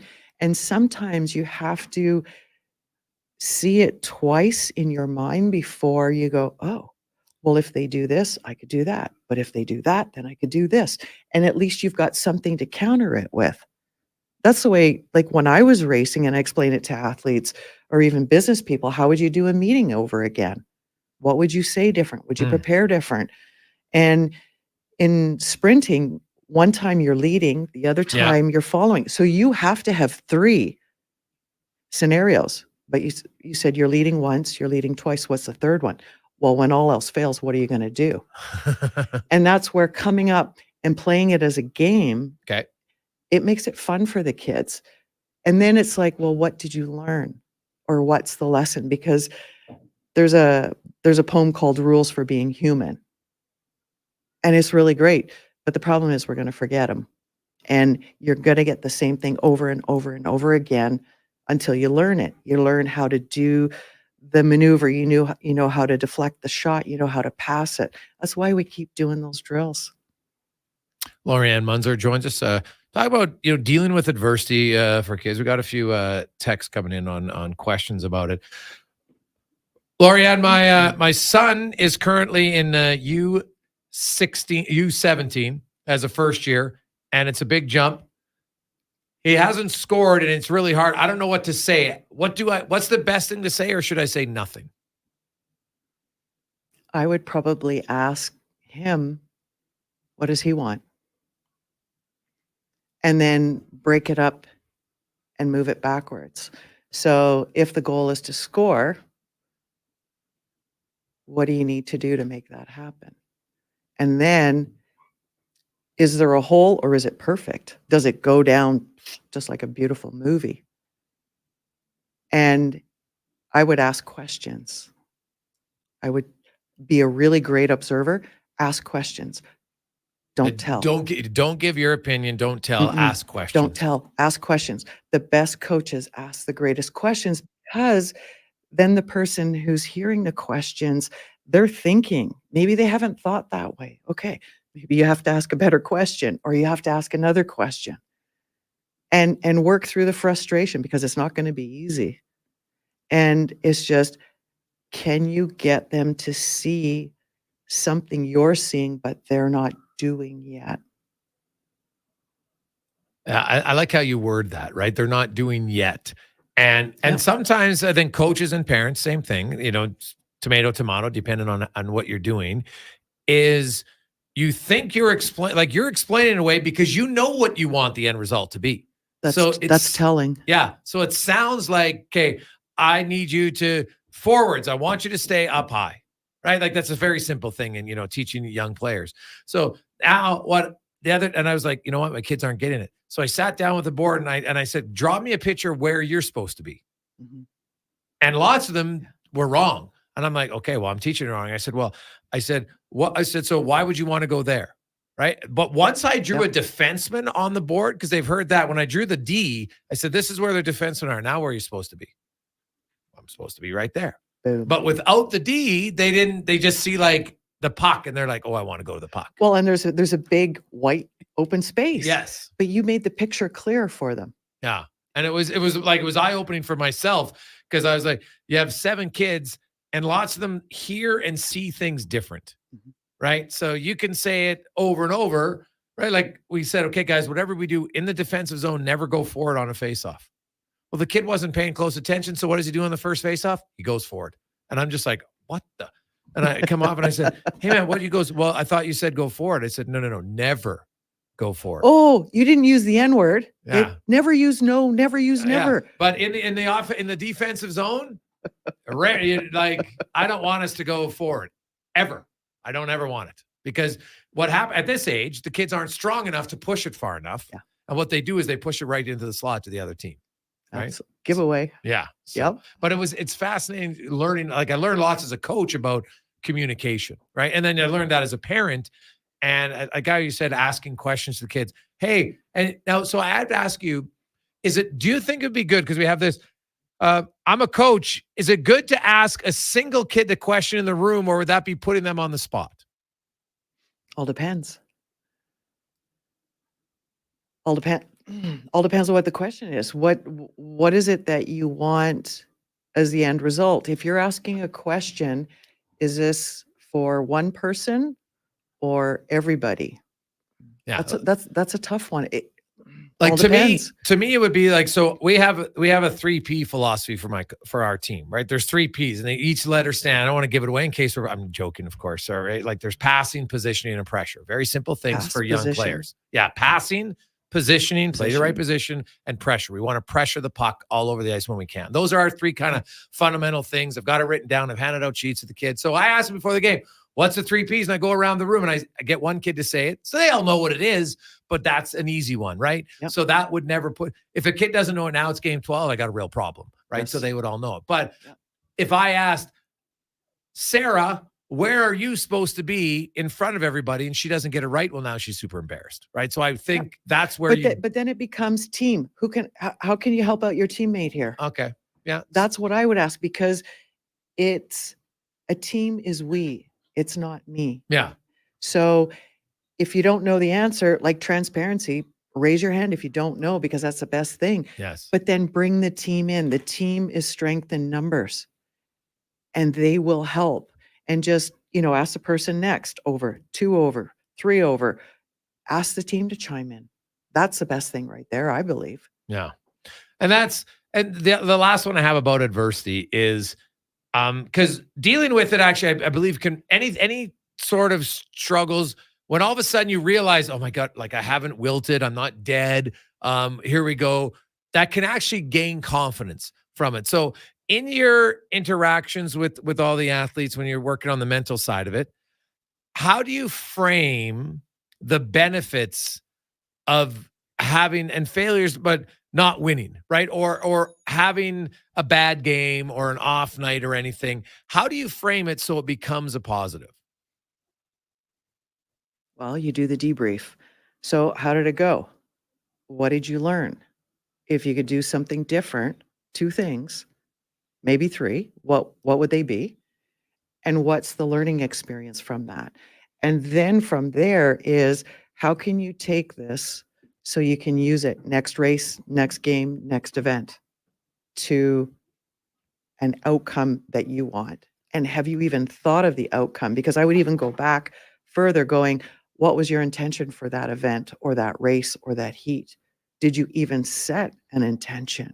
Or did you just go, I'm late, I'm behind time, throw all your equipment on, get on the ice, and then just go? You got to stop and pause and think about, what am I doing here? What's the outcome that I want to be? And then am I all in? Am I all in 100? I'm going to go 110%. It's impossible to do 110. Yes. But are you willing to pay the price? Because you can go further than you think. Look at the Navy SEALs, right? You think you're at the end and those guys go even further. What's the difference? It's the mindset. It's what they're thinking. And they're all in, beyond all in. And you don't have to do that or go that far, but are you willing to put what you got on the line? That's what I think it comes down to. Yeah. No, that's fair for sure. Laurianne, great stuff. I appreciate the conversation. Good talking with you. As Laurianne Munzer joins us every Friday on Sports 1440 Live and Oilers Nation YouTube. We will come back. Coming up, we got lots of text to get to. Edmonton Oilers, hey, they're not going to go winless. They're not going winless on the 4-game road trip. Remember, they had won 3 in a row going on the road trip. You're thinking, hey, this could be a good time, but 3 consecutive losses. They needed a win today, and it looks like they will have a victory. That is coming up next on The Gregor Show on Sports 1440 Live and Oilers Nation YouTube.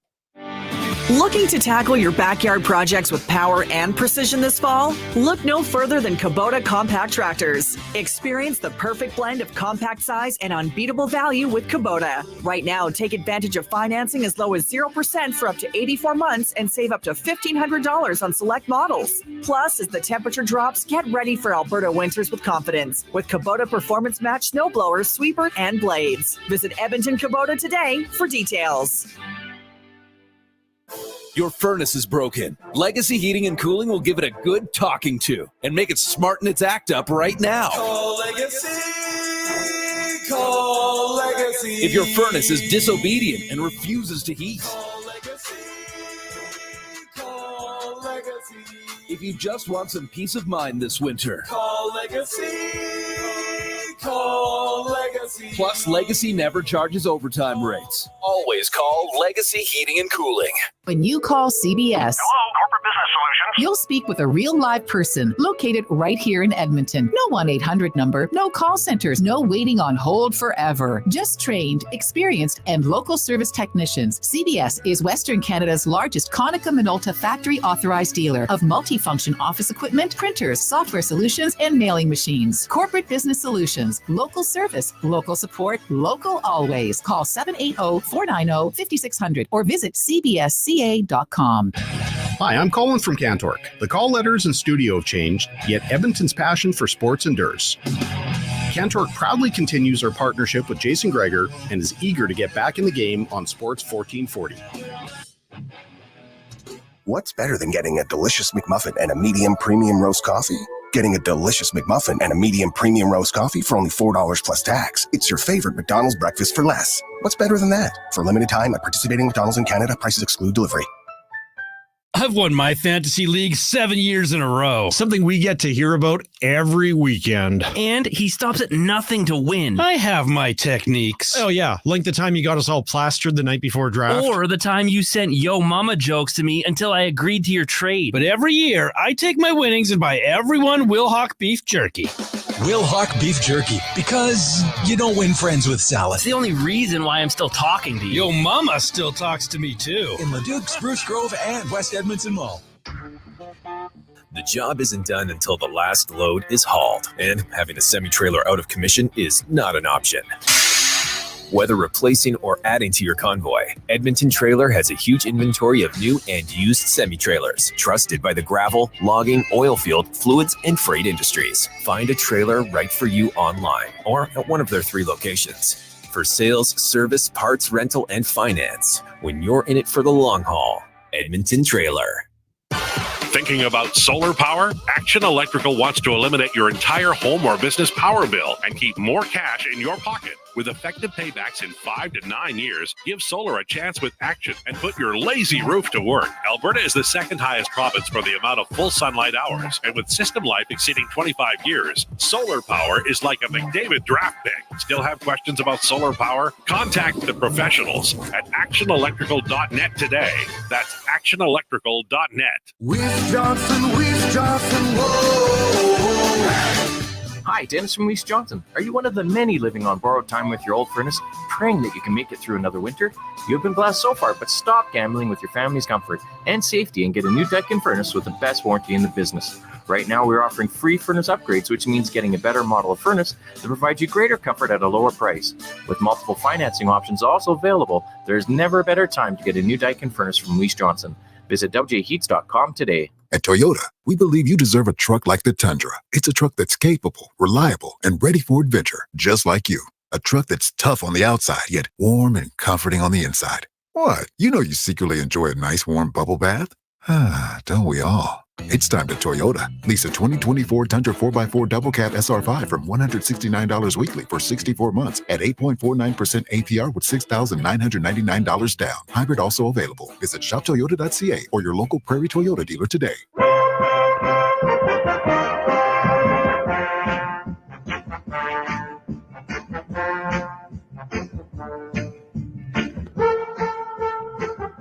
Portions of this hour brought to you by Japa Machinery. Japa is digging deep on their 50-year history, supporting Alberta's construction industry with their line of special edition blackout excavators. Visit japamachinery.com for all the details.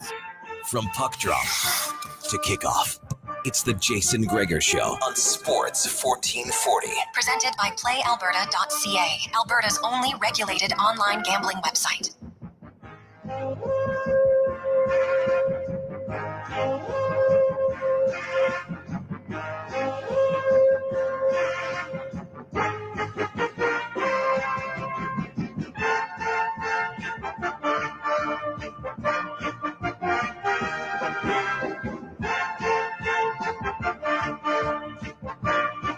Positive Friday. Welcome back. Jason Gregor, Connor Halley with you on Sports 1440 live on Oilers Nation YouTube, where Oiler fans will be having a positive Friday. All right. The Edmonton Oilers are a few minutes away from getting a victory, their first on this road trip. They are currently leading 5-0. And really the only thing is, will guys like Brown or McLeod, can they get out there? Could McLeod hit the net? Oh, my goodness. That chance he had in the first period after they went up 1-0, like, just misses the net on some of his best chances. That's what's killing him. So, and, Connor Brown, if it's against his former team, we'll see if he can get a sniff here down the stretch as the Oilers will take the victory, much needed, and they fly back. They'll be home later tonight. And then, of course, they take on the Anaheim Ducks on Sunday. And honestly, at this point of the season, when I look at the Oilers, I view that game as a must-win game. Honestly, that's one of the teams they're chasing in the wild card race. I think Anaheim is eventually going to, come back down to earth if they already haven't. But still, they're ahead of you. You got to beat them. Because then you play Vegas and Winnipeg, two teams that are playing quite well. Much harder. So I look at that Anaheim game. You got to build off of. You can't take this game and then just kind of do nothing after it. You gotta be able to build off of this. And I think the key thing would be, again, hey, look, yeah, they got some goals. Their power play showed up in the second period, but most importantly, they did not beat themselves defensively. They made way more good, smart, safe plays defensively than risky plays. And to me, that's the biggest difference today, for sure. So we'll see where it goes from here. We'll have all sorts of post-game reaction right here. Wanye Gretz will join us, Craig Button. We'll get to Spec. We'll get in the room. We'll hear from the coaches and a few of the players as well. The out-of-town scoreboard, interesting. Leaf fans probably won't be happy. Toronto had a 3-1 lead and then blew it, as Dickinson scored his second and third goals of the game, 5th and 6th of the season, both unassisted. He scored 15 seconds into the third period. And then Kevin Korchinski, the rookie, for the former Seattle Thunderbird from Bedard and Kurashev with 30 seconds to go in overtime for the win for Chicago. So that is not an ideal first game back for the Maple Leafs after, of course, they played 2 games in basically 2 weeks because you fly over to Sweden, then you come home. Detroit, though, they were over there, and they come back and they get their first victory since returning. 5-2 over Boston. The Rangers continue to roll 3-1 over Philly. And the Columbus Blue Jackets, winners of 2 in a row. Break up the Jackets. Also, Nashville, an offensive extravaganza for them as they lead St. Louis 8-3. The LA Kings continue to roll. They're up on the Ducks 4-1. So we got lots of text line in 833-401-1440 in our Jiffy Lube inbox. Hey guys, at what point do you think the Oilers have to pull the trigger on a goalie, and what's the best move? Well, sadly, I don't see a best move. Right? I think Oiler fans have to be realistic about if you want to trade Jack Campbell. I think some people just don't understand the cost. Honestly, Jack Campbell has 3 years after this year. You got to remember, this season is only coming up on the quarter mark. Okay? He's still owed 3/4 of his salary from this season.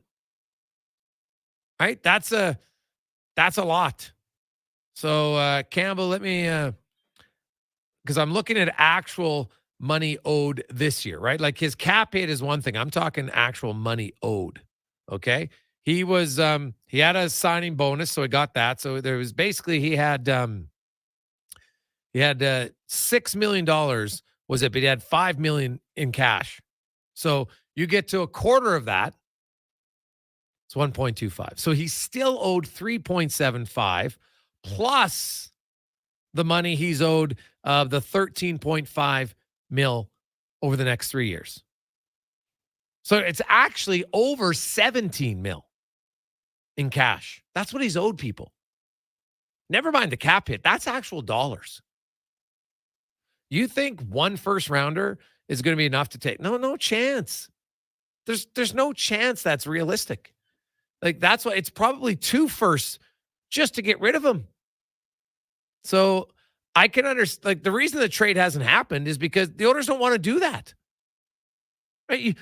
You can't sacrifice 2 firsts, which are 2 of your biggest potential trade chips at the deadline for the next few years. And as an organization that feels they should be a team in buyer mode at the deadline, not seller. I know it's been a terrible first 18 games, but sadly, the Oilers have had terrible stretches like this in each of the last 3 seasons and still made the playoffs. Okay? It's not ideal to have it at the start. Right? You did have it at the start defensively anyway. They managed to win some games. They went 8-7. Obviously, their record combined with their bad defense is what makes this year more challenging for sure.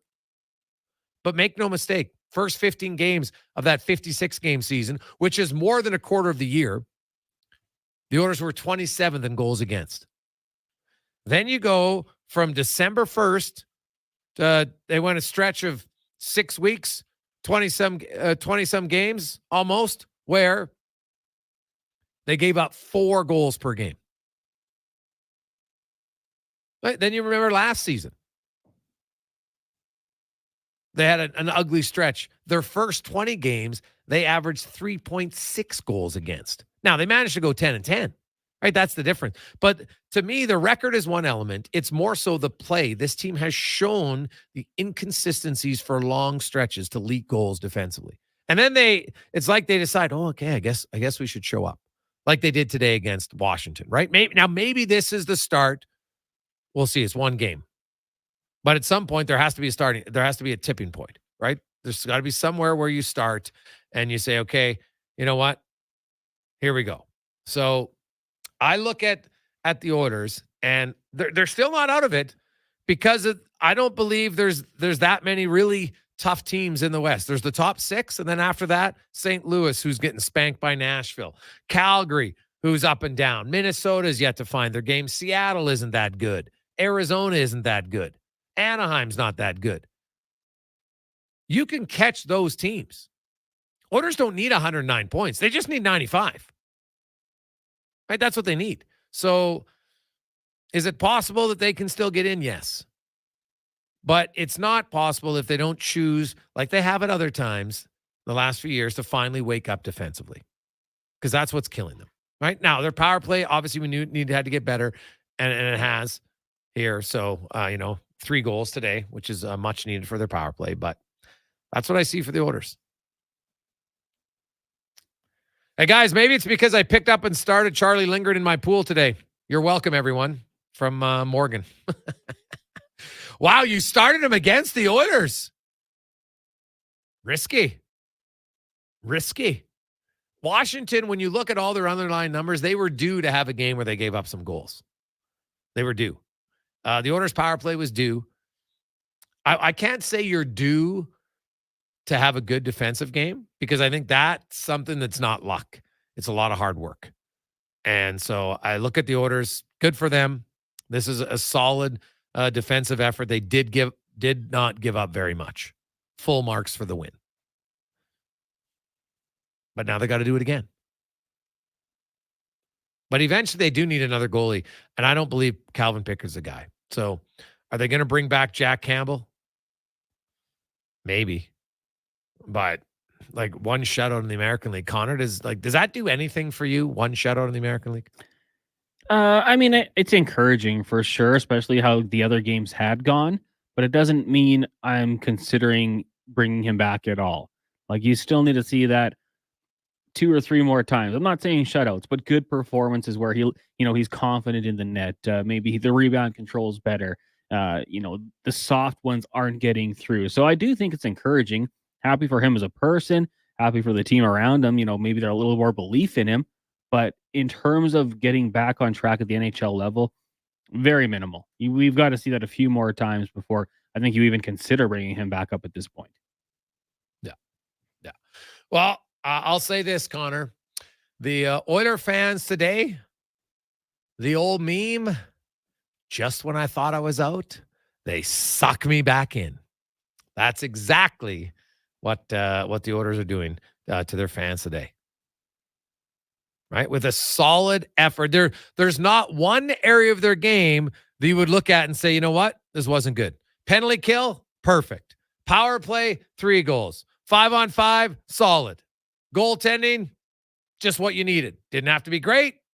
Didn't let any weak goals. Defensively, didn't leak chances all over the ice. And so you're like, because we've been saying on the show, this garbage, stop making excuses for the team. There was no excuse for as poorly as they played. None. People kept wanting to make, this, that. No, they didn't play well enough. Full stop. They have enough talent to win consistently in the NHL. And they have enough talent to dominate some teams. Now, you're not going to dominate Carolina, right? You could beat them maybe, but you're not going to dominate them. I understand that. But the Washington Capitals, look at their lineup. Of course you should be able to dominate them. And they did. I give them full marks for that. They did. Hey, Gregor, you should have a poll. Who scores first, Brown or McLeod? And does anyone do it before game 25? Well, I guess the advantage Brown has is he has longer to get to his 25th game than Ryan McLeod. But if you're just talking game 25 for the Oilers, so that's a goal, one of them in the next 6 games. So they got Anaheim, Vegas, Winnipeg. Then they have the little mini break, which is kind of weird. But I think I understand why there's a little bit of an extended break there, Cons. That might surprise. I'm trying to get confirmation. I was doing a little digging, but I think there's something that Oilers fans might be like, oh, well, okay, I don't mind that. I can understand that. He's deserving of that. So anyway, they got Anaheim, Vegas at home. Then they're into Winnipeg for a 1-game road trip. Then they're at home for 6 straight: Carolina, Minnesota, New Jersey, Chicago, Tampa, Florida. All at home. Chicago, that's a game you should win. Minnesota, that's a game I think you have to win because that's the team you're battling with. Carolina, Tampa, Florida, you're at home. Got to win 2 of those. New Jersey, maybe they got Jack Hughes back by then. Makes them a more formidable team for sure. But again, I think that's another one you can win. So we'll see. And Skinner, third career shutout for him.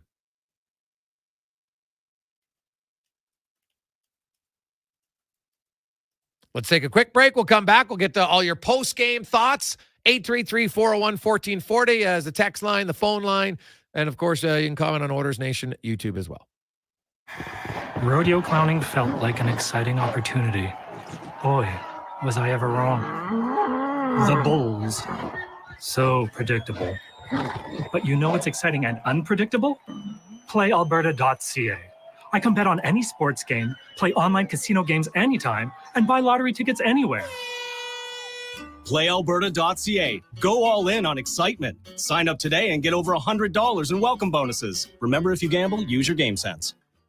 At The Brick, we're not just proud of this city and its rich sports history. We're proud partners of it. The Brick started right here in Edmonton over 50 years ago. And when we're not cheering on the Oilers and Oil Kings live at the game, or the Edmonton Elks under the bright stadium lights, we're in our stores, providing everything you need to cheer them on in your home. The Brick, supporting Edmonton sports teams and fans since 1971, saving you more.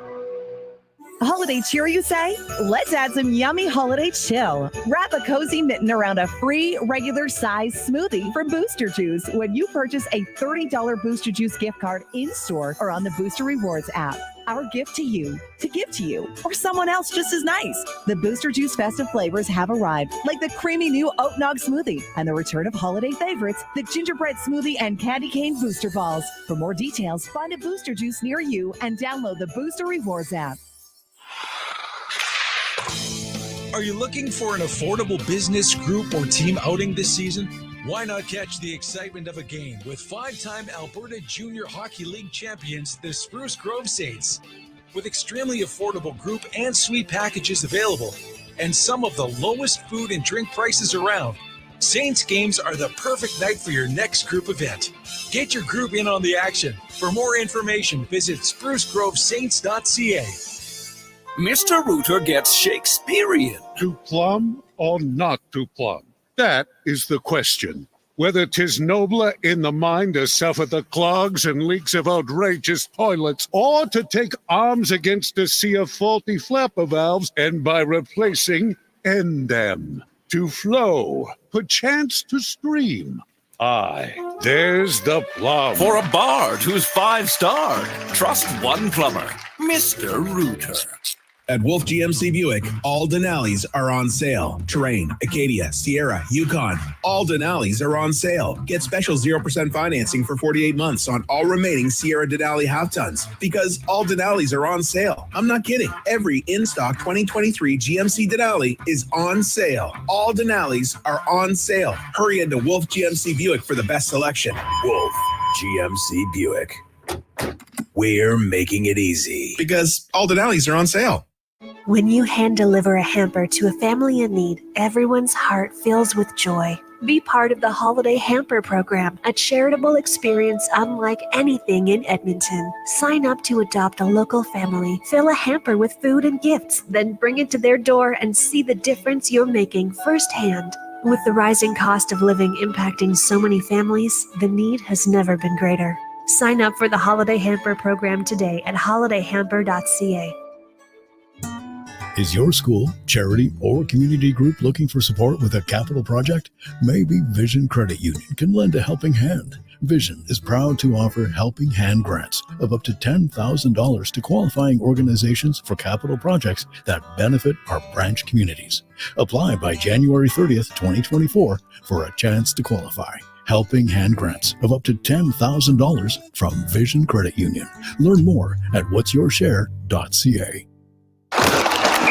Every sport has one, a shadow player. One player who makes another player their focus on every play. Well, here at Sports 1440, we do something similar called programmatic advertising, or targeted display, where your ads become a focal point of people you want interested. We're the savvy vets in radio advertising, but we now know just as much about digital campaigns. Let us set up targeted display advertising for your business. Targeted display ads. Contact us at sports1440.ca.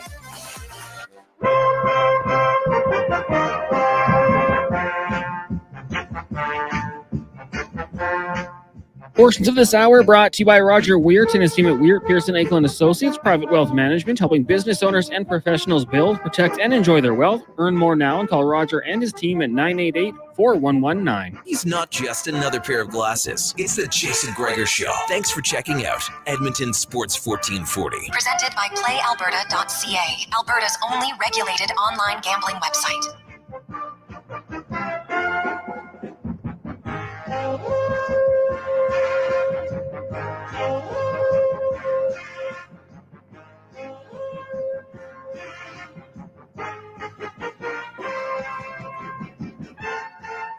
344. Welcome back. How are you? The Gregor Show on Sports 1440 live on Owners Nation YouTube as we go in the room, brought to you by Next Gen Transportation, heavy haul transport provider, 100% locally owned and operated, and they have all new platform trailers in and ready for work. So give them a call, nextgentransportation.com.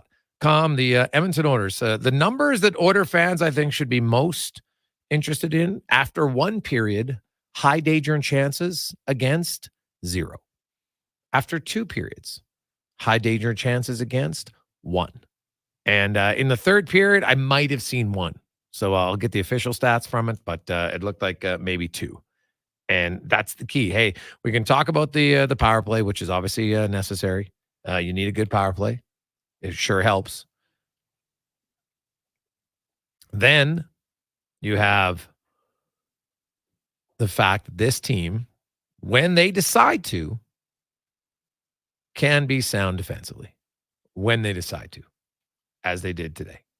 So, see. Hey, guys. Guy playing fantasy had Skinner on his team. I'll gladly take the hit. Guy in my pool just dropped Thompson to pick up Lindgren. This isn't a hockey guy. Have a good weekend. From Eric.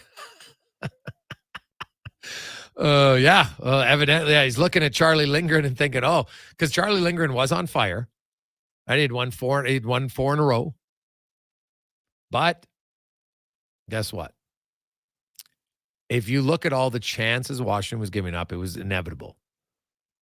Now, their penalty kill had come in pretty hot, only allowing 1 goal in their last 11 games. But odds will tell you even that's going to come around. Then it did. The Oilers' power play kind of looked like the power play of old. They scored 3 times in the second period, went 3 for 4 in the middle frame, and basically they had a 2-0 lead built on 5-on-5 play, and then used their power play to accentuate it, which is good. Hey, guys, didn't have a chance to watch the game because, of course, an afternoon game is when we're all at work. How much of this was the Oilers playing well and how much was it Washington not playing well? I'm going to say this was when you don't give up anything defensively, when you're a team that has been, think about how many chances the Oilers have leaked. This is all about Edmonton. Watch their attention to detail if you recorded the game. How many times did Edmonton make one of those bonehead passes that have you, yelling at your television screen? Because trust me, you know exactly what I'm talking about. You've done it multiple times this year. Heck, you've done it multiple times in a game. So yeah, it's to me, this is full marks for the Oilers. They jumped out to a lead and never let up. The shots were 21-6 after the first period. No, this was full marks for the Oilers. Nothing. I'm not taking anything away from them. Washington came in. They were playing well. So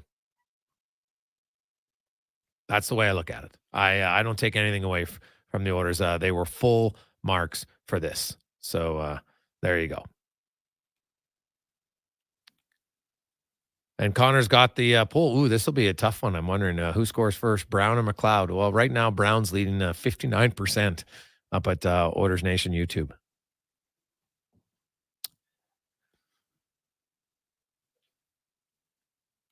Hey, Greggs, do you think now's the time to fire Schwartz? Hashtag give me a break. Hey, like I said before, if people wanted to say, hey, I would just like to have a new voice, I could have understood the rationale in that. You just say, you know what? We've made all these coaching changes. Why not make that change? Okay, fine. However, when they add in the stuff that's factually and statistically incorrect, that's where I'll take issue with it. When they're, goalies leave here, they all got better. I'm like, okay, name one. Well, Mikko Koskinen never played anywhere else. Mike Smith retired, had some of his best years of his career at 38 and 39 when he had the 7th best save percentage combined over 21 and 22. And you're saying he didn't have good goaltending? Like, you're an idiot to say that. No offense. You're an idiot. You're spreading falsehoods, right? Look at Stuart Skinner. He hasn't gone anywhere. He was a rookie last year, represented the Pacific of the All-Star team, was a runner-up at the Calder Trophy. Yeah, he's had a tough start to the season. Oh, like, I don't know. How many other sophomore players?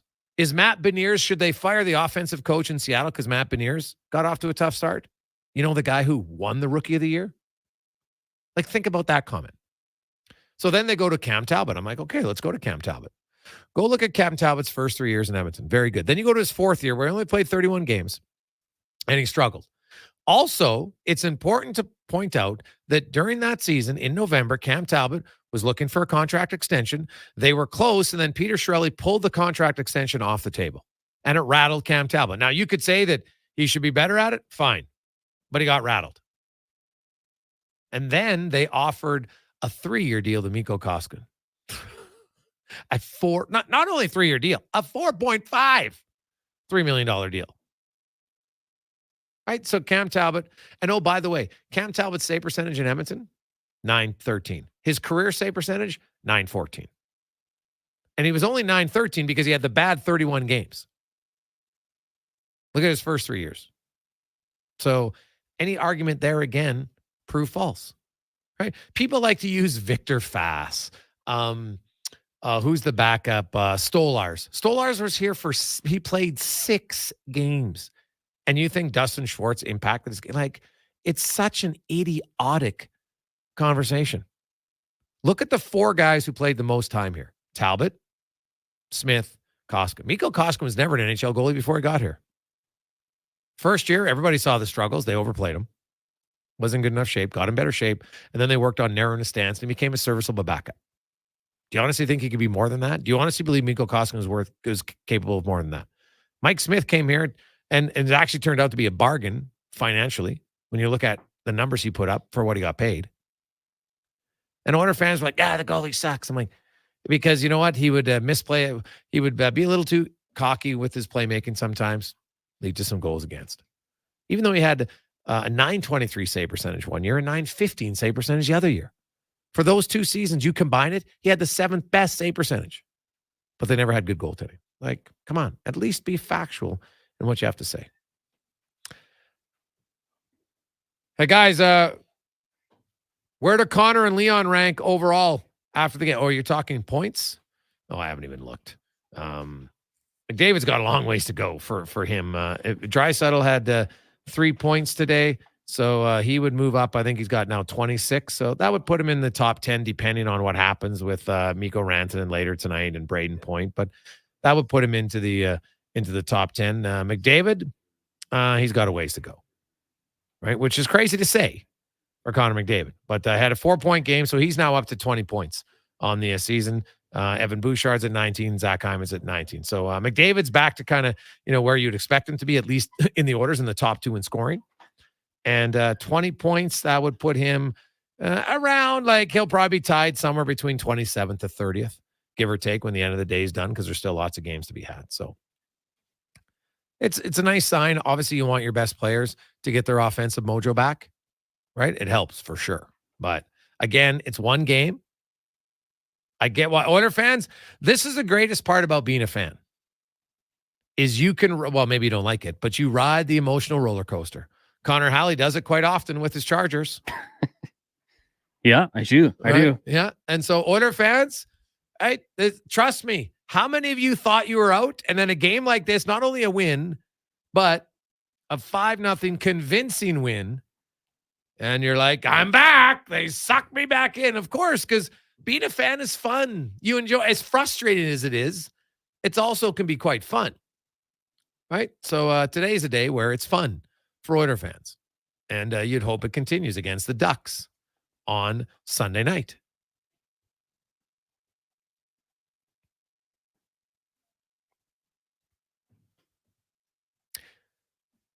Ace 96. Koskinen is way better than the fans understood. He was worth the 4.5. Ace, you're dreaming, right? He was worth $4.5 million. Mike Smith made $2 million, and Mike Smith had better numbers. And people thought Smith wasn't good. What are you talking about? He was worth $4.5 million, dude. No, he wasn't. And the great part was he got the contract after like 25 NHL games. Why? That's the thing. They pulled the contract off of the table for Talbot, Peter Chiarelli, and then decided, you know what? We're going to give Mikko Koskinen good for Mikko. Like, good for him. I never got mad at him for getting the contract. I would have signed it too. But make no mistake, he never lived up to the contract. He couldn't. It was impossible. But it was an asinine signing. Make no mistake about it. It was a ridiculous signing to do. There was no reason to do it. None. So he had a decent year in 1920. You're right. I think he had a 916, 917 save percentage, something like that. But no, it was decent. Hey, guys, I'm not sold yet. Need to see more from this team. First full 60-minute game was nice to see from Jeff. Well, yeah, you got to start somewhere. I would agree with that. They have to start somewhere.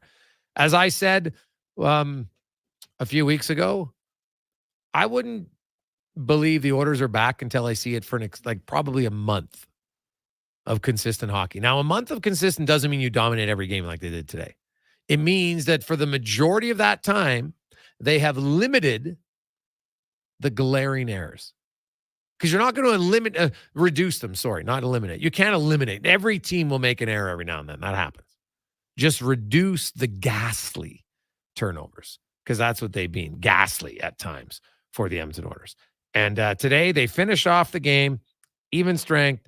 They have Washington with 4 high danger chances. Yeah, I didn't see 3 high danger chances in the third period. I'm sorry. So now maybe there was 1 or 2 I missed because obviously we're doing a live show. So, but from what I saw, I didn't see many high danger chances. Either way, if you're only giving up 4 high danger chances, you'll be fine. The Oilers, their power play, their 5-on-5 play in the first 2 periods was solid, right? Especially offensively in the first period. Then, you know what? It's up 5-0. You don't need to take massive chances.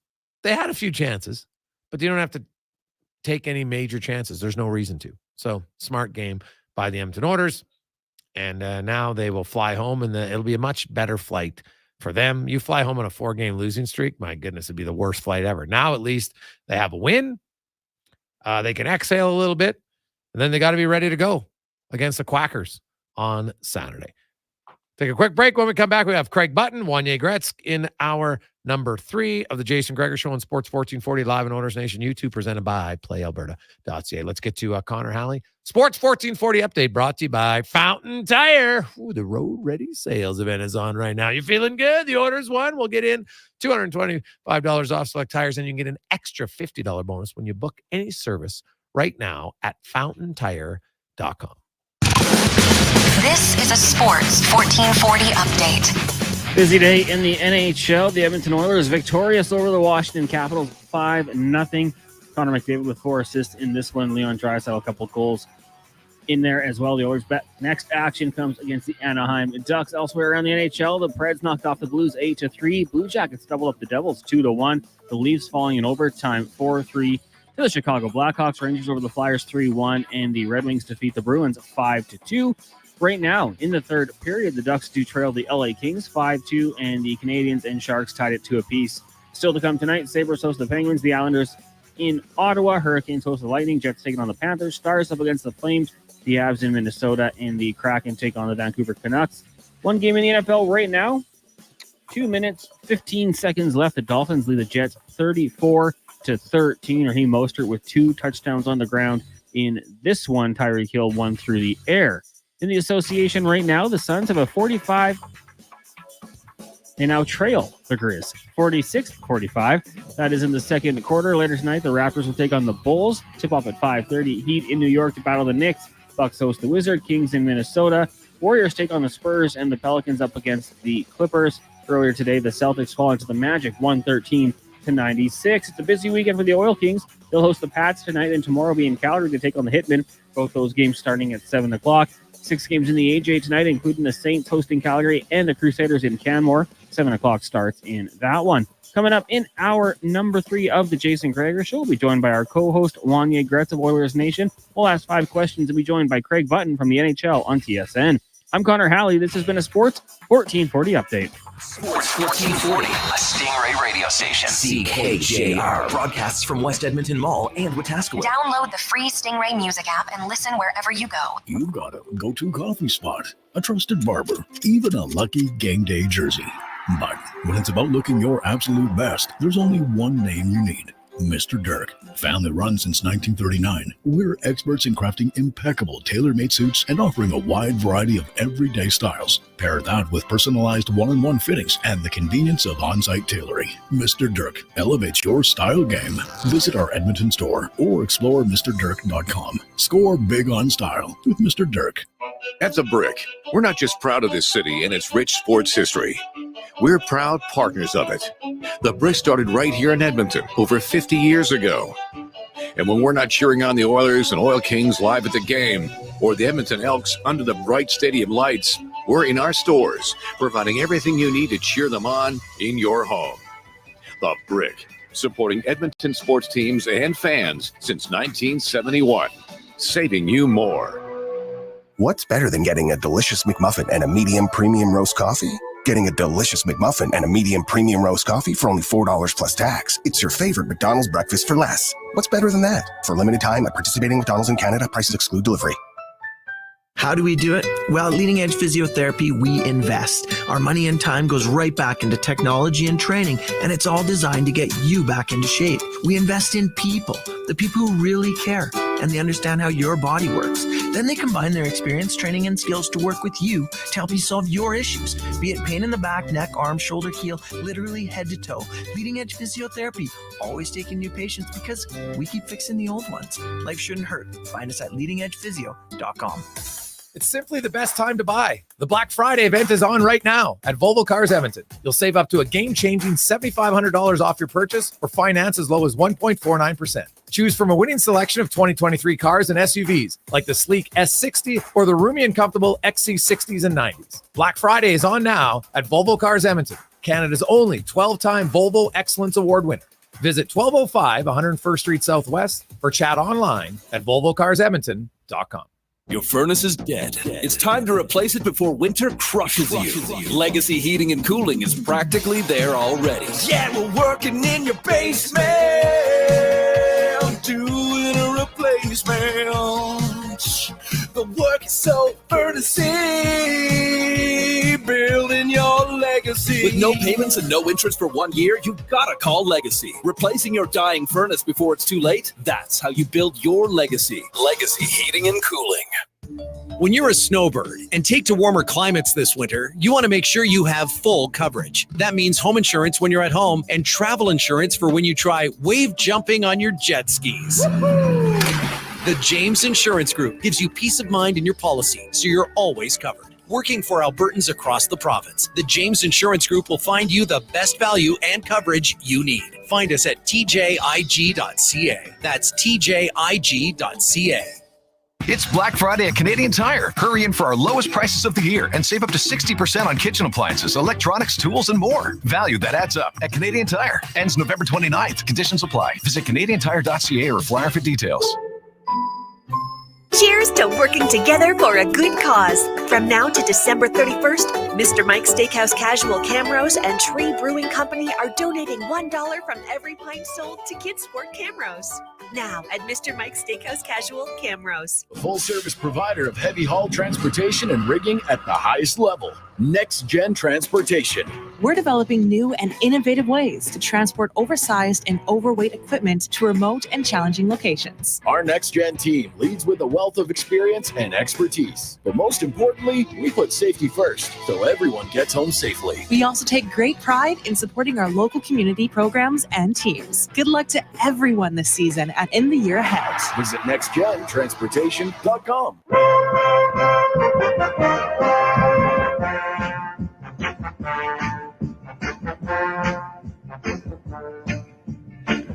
Portions of this hour brought to you by Crystal Glass, the clear choice for all your auto, residential, and commercial glass. Call 310 Glass or book now at crystalglass.ca. He's not just another pair of glasses. It's the Jason Gregor Show. Thanks for checking out Edmonton Sports 1440. Presented by PlayAlberta.ca, Alberta's only regulated online gambling website.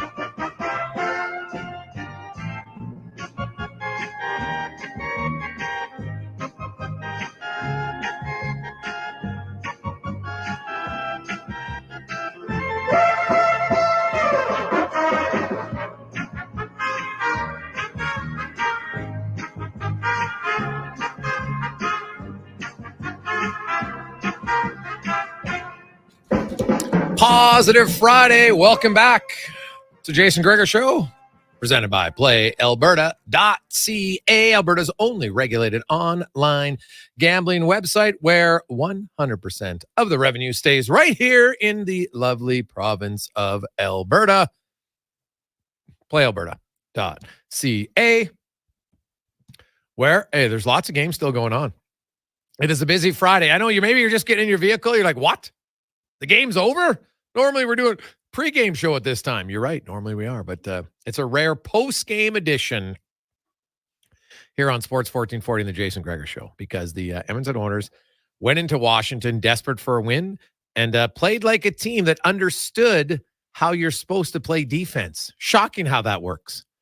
First period, 0 high danger chances against. Second period, 1 high danger chance against. Goals for 5.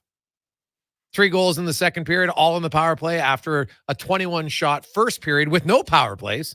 But 2 goals for the Oilers. Evander Kane opened up the scoring for Edmonton. You had Ryan Nugent-Hopkins with his best baseball edition impression in front of the net. Made it 2-0. Then Bouchard, followed by Draisaitl on the power play. And the Oilers skate away with a convincing 5-0 win. Stuart Skinner, that's his 3rd career shutout. His first since shutting out the LA Kings last year. Of course, remember his first shutout came in San Jose. And then he was sent back to the minors when Mike Smith and Koskinen were both healthy back in 2022. So there. Good for Stuart Skinner. Maybe give him a little bit of a boost. The Oilers needed it badly. And we'll see where they go from here as we welcome to the program Wanye Gretz from Oilers Nation. Wanye, how you doing? I am blown away. That's how I'm doing. I didn't want to look. I've been adulting all day long and no time for mid-afternoon sports. And I didn't want to look on the way over because I wanted to come in here in a good frame of mind to bring positivity to Positive Friday. I did not have a 5-0 blowout on my bingo card for how that game was going to go. No, probably not. You know what? I use the meme and Oiler fans are laughing because I think it's true. It's the old Pacino one where it's like just when I thought I was out, they suck me back in and they pulled me back in. And that's really what from The Godfather. And really that's, I think how Oiler, but that's how it should be. Let's be honest. It's November 24th. The last thing Oiler fans wanted was to realize that the season was over. Right now, 1 win doesn't mean the season's not over. It might, right? But at least it means that there's hope that, because the Oilers, I've always said this, the Oilers were deserving of their record. They weren't as bad as their record, but they're deserving of it. I think overall as a team, they're better, but they were playing well below their standards. No question in my mind. And so we'll see. Connor McDavid, a 4-point game. Draisaitl, 3 points. Nugent-Hopkins, 3 points. You get a good defensive effort. You know what? That's key. And McDavid on this road trip looked a lot more like his normal self, because guess what? Even the greatest player in the game can lack confidence at times. I love this text. Hey, Gregor, it's Positive Friday. Tell me, what do you think the chances are McDavid still wins the Hart? Well, I'll say this. Let's say Connor McDavid finishes, and now he's up to 20 points. Like, he's 10 points back of Jack Hughes for the score, 11. Sorry, not Jack Hughes, Quinn Hughes. So he's 11 back of Hughes now. Hughes still does play tonight, and they've got games in hand, right? Because Vancouver tonight will be their 21st game. It was only the Oilers' 19, so he has 2 games in hand. Leon Draisaitl with his 3 points, he moves up to 26, which has him currently in a tie for 8th place, and he would be 5 back. The top 2 scorers in the league the last 5 years, do I think they could still finish top 2? Of course, right? It's not that's not a huge thing, but it doesn't matter unless the Oilers decide to commit to playing sound defensively. And there was 3 plays tonight by Leon Draisaitl that made me say, okay, see, look, he knows how to defend. So just do it, right? Defending is hard because you have to do it repeatedly. You can't just say, okay, I did it good for one game. You got to do it every game, especially when you're leaders of the team. And so to me, those are some positive things. I couldn't find one negative of tonight's game. Honestly, I guess if I had to work hard to find one, it'd be that Ryan McLeod keeps missing the net on his best chances. So what was going on in here? Were you guys watching while you were on the air? Well, we watched the first period. It wasn't the first period. I watched at home, and then we came to the studio. And Connor has the laptops up, so you can watch kind of. It's not like I can watch every shift, perfect by any stretch of the imagination. But I have it on here, so I can rewind during commercial breaks and then watch it, and then rewind in commercial breaks and watch it. So I get a good sense of how the game was played. But I'm taking notes, and there's certain things. Draisaitl in the defensive zone 3 times today. I was like, oh look, he does have a clue on how to play defense. And I'm pointing him out because of the play on Netris in the game against Carolina was just inexcusable to me. It's inexcusable. And I'm done giving free passes to the Oilers' best players defensively. I'm done. Right? We know how great they are offensively. You got to be better defensively, and you're the leader of the team. So you got to lead defensively. And for this game, they did. Now, can they do it the next time? That's the question. So, hey, guys, I swear to God, Chiarelli knew he was getting fired and gave that Koskinen just to stick it to the team on the way out from Morgan. Classic caught. Oh. You know what? In theory, I understand it. I understand that. However, other people in the organization still had to sign off on that contract before it gets sent to the NHL registry. So, yes, while Chiarelli is the one who was technically the GM at the time, Bob Nicholson and other people in the organization agreed to the contract. This was not a one-man rogue operation. It's like the Joker in Batman when he blows a hospital up and he's walking away and it's just exploding behind him. That's what Chia left. Yeah, pretty much. But it wasn't just him, though, right? I know everybody always likes to find the one person, right? It's why people want to blame Schwartz for everything because it's easy. It makes them feel better. It's one guy, right? Despite the numbers their goalies actually have actually, out of 8 years, there's been 6 years where it's quite good. Is it common practice to let your outgoing GM sign an unknown goalie to a long-term contract in his last week of employment? Well, it's not normal, but it's the Oilers' way. And again, they allowed it, right? They allowed it. And the thing was, why? It was January, 28th or 9th? I know because I was in Maui and they texted me. I had to do a hit for my holiday in Maui because it was so stunning of that contract signing. Because it wasn't just that it was 3 years. It was 3 years at $4.5 million. I remember Struds had sent me a text, hey, we need you to come on the show. And I was like, what? When you're waking old man Gregor up in Maui, something major must have happened. Yeah, and I was just like, what do you? And he's like, yeah, Koskinen signed a deal. I'm like, so what? He's like, no, for $4.5 million. I'm like, oh, like what's wrong with that? $1.5 million? Like I thought he meant 4.5 total, not 4.5 a year. Get me on the phone, you said after. Yeah, I was just like, are you kidding me right now? Like, I thought it was like, I didn't really believe it. I kind of thought it was a joke, but turns out it wasn't. Turns out it was not a joke. So, but hey, the Oilers, they were no joke defensively today. I'll say that. And that was, that's much. And that's why I think it's valid to hold the Oilers to a level that says what they're capable of.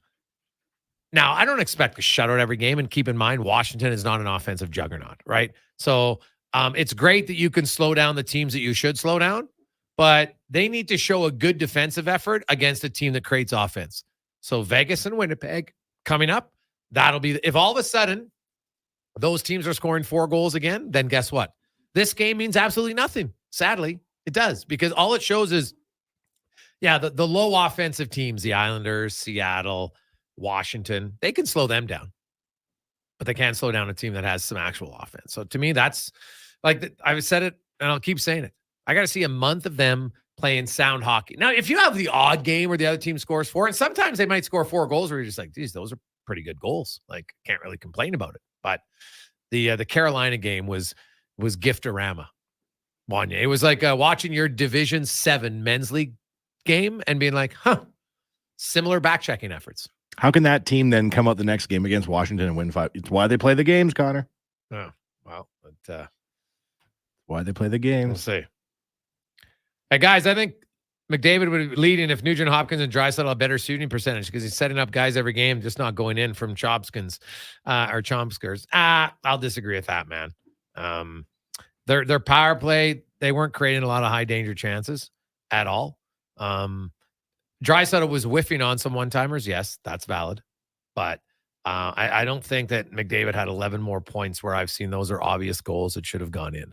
I haven't seen 11 of those for me. So we'll see. 833-401-1440 is our text line. You can also dial in if you so choose on a positive Friday. Hey, Gregor, why do the Oilers have a 5-day break you keep talking about? Do they have is that a bye week? No, it's a scheduling thing. And I have it on a good source that there is I think the I have to double check on the date of this, but let me look. Yes. Connor McDavid is getting inducted into the Canadian Walk of Fame. And the ceremony is next Saturday. Where is it? It is usually it's in Toronto.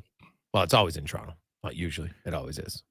So now I don't know. I don't know. I would assume that they knew before the season starts. So do you ask the schedule maker, hey, we want to give him that day off so he can go? How did they make him do that, I wonder? Doesn't seem to me like something Connor's signing up for. It's a pretty big honor. The Walk of Fame. But like, he's so young. I don't know. When you see him being approached and saying like, I'm in the middle of a season, I'm moving heaven and earth to get back in the playoffs. But you got to, dude, like I just told you, they don't make the schedule in the middle of the season. This is all predetermined. No, I know. They didn't know the Oilers were going to be sucking the hind banana after 19 games. The Canadian Walk of Fame didn't know that? No, they didn't know that. Right? I know. So Avril Lavigne, I think, is Lee. So here's who's going in. Lee Aaron, April Wine, Avril Lavigne, Glass Tiger, Connor McDavid, Rick Mercer, Dr. Brenda Milner, Cardinal Official. You would know him. Yeah, he's fire. Rapper. Platinum Blonde, Prism, Gary Slate, of course, a longtime media guy, the Parachute Club, Trooper, Rosalie Silverman Abella, a longtime judge, Michelle Pagliaro. Who am I missing? Loverboy. It's got a lot of good bands in How here. many people are being inducted into the wall? Like, what is going on here? There's quite a few people. It's a 1,000 big inductions. Chilliwack. Now, I'm wondering if they haven't done this for a few years. Seems to be like there's been a backlog at the factory and they're letting 4 years with the stars out. Well, I'm wondering if it's because did they not have it for the last few years? But my understanding is that's why there's this little bit of a break. And so my understanding is the ceremony is on next Saturday. So that is why the Oilers have the break, in case you're wondering. I hope the Oilers win the last game before Connor goes to do that ceremony, because if he's being inducted onto the Walk of Fame and someone's like, what about the power play? I'll be like, this is an opportunity lost. I can tell you someone would be wise enough to not answer that question at that point, I would think. Now, I know Connor McDavid, he's not one for the spotlight, right? But it like when someone calls you and says, hey, we want to induct you into the Canadian Walk, you don't say no. Right? Like, no, who would say no? Who in April their right Wine mind? didn't say no. April Wine said, let's ride. Yeah, exactly. So I don't think anybody would say no. So, hey, guys, my positive, the Oilers stopping Ovechkin from catching Gretzky's scoring record from Harry W. So, there you go. Did you know that Ovechkin, had he scored today, that would have been his 900th NHL goal, playoffs and regular season combined. which he would be only second player to have 900. Wayne Gretzky, of course, has 1,015. So I know a lot of people. So if Ovechkin does catch Gretzky, which I know it seems plausible, but always like age is no joke, man. And he's obviously close, but a lot of people thought it was, like it would be easy next year would be the year they would do it. But it might have to wait the following year because he currently has 827 goals. Right? He needs to get to 895 to pass him. So do the quick math, Wanye. He needs 68 goals. So he's got 5 this year. Can he get to can he score 25 more goals? Yeah, probably. So then he would need 43 the following year. It's likely going to take him this year, next year, and then the following season. So in 25, 26, most likely is the year that he would pass Wayne. He'll only, that'll be the year he's 40. Like, make no mistake, Ovi's playing until he breaks this record. He's this close. You know what? Even if he limps it, 3 more 20-goal seasons or something, if he has to, that's what he'll do. Did you ever think you would see this Gretzky goal record fall? I never really thought it was. Well, about 5 years ago, I was looking at Ovechkin's numbers, and I was like, well, there's a chance, right? But I was like, he's got to have at least a few more 50-goal seasons, and then he did. That's what's impressive about it, right? Like he scored 50 and 22, and he had 51 and 19 and 48. He would have had another, like he would have 10 50-goal seasons if it wasn't for that when COVID hit, because he needed 2 goals in the final 13 games. It's crazy, right? Like I don't think he's going to score 50 again. Like this year, he's obviously not scoring 50. He's not scoring 45 goals now in the final 64 games of the season, right? That's not happening. So, still, though, it's an amazing one. Will he? I'll be curious, though. Does he ever catch Wayne for combined playoff and regular season? That, to me, would be unbelievable because he needs another 115 to do that. So, it's crazy. Jason Gregor, Wanye Gretz with you. Now, Wanye came in today, the bearer of gifts on a Positive Friday. And you can enjoy a free box of Oodle Noodle. Is that right? Just giving away free boxes? 4 free boxes. For one, but not for one person. For one winner. Oh, one winner gets all 4. What is this? Oh. It's Positive Friday. Okay. You want to have the family get some dinner. Good. You got 3 close friends you can call over in the drop of a hat. So a noodle party. All right. The Oodle Noodle party. There's the one. Yeah. Okay. I can get behind that. All right. We'll just do this it's Positive Friday. Got to be positive. Yeah. So you text in anything positive. What is making you positive today? And Cons will pick a random winner, and you will get 4 boxes of. So they come here and they pick it up. We mail them. We have stamps, Gregor. This is a high-class operation. Holy cow. Connor will get your address. We're going to bring the nudes to you. Do not mention the game. I thought we were coming here. I assumed the Oilers were going to get shelled by Washington. So anything positive, but it's not about the game today. Exactly. Oh. So we got to find something positive in life. Okay. And fortunately, we just witnessed a 5-0 thrashing in the middle of a workday. But aside from that, in the spirit of Fridays, I'll always bring these with me, Gregor. Okay, so every Positive Friday now. So today, though, it'll be easy. Text in something that's positive for you. Wanye will read them, and they'll be just a random. Is it random, or are you going to pick the best positive one? Well, let's have something funny here. Let's have a little. Come on now. Okay, so you got to earn it.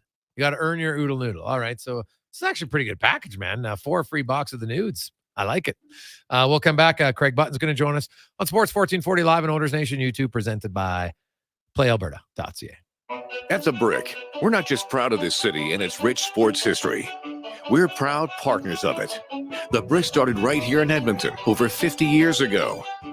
And when we're not cheering on the Oilers and Oil Kings live at the game, or the Edmonton Elks under the bright stadium lights, we're in our stores, providing everything you need to cheer them on in your home.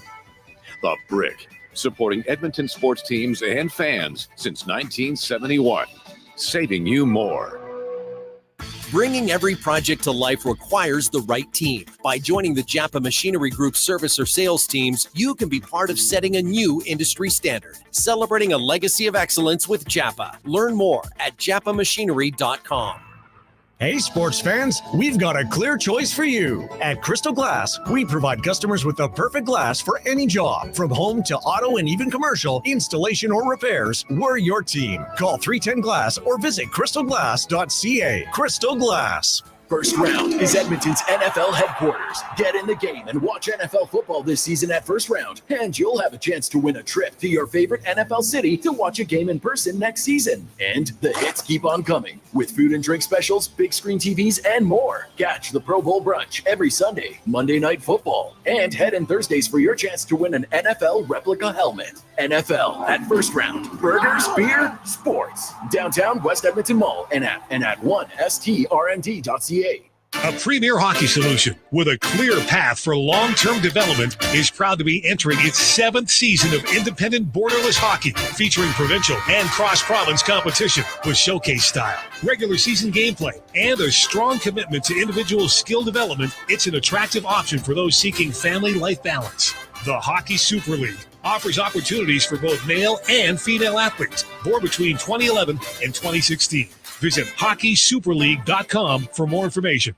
Are you ready to light up your game like Edmonton lights up the ice? Then choose eWell. Electrical Wholesalers Edmonton Limited offers lightning fast service. Just like your favorite forward, they deliver your electrical supplies in record time. Plus winning quality. They only stock the best. And don't forget about their all-star support. When it comes to customer service, they're the playmakers. So don't sit in the dark. Make the power play and visit eWell today. Online at ewel.ca, where excellence in electrical meets the heart of hockey.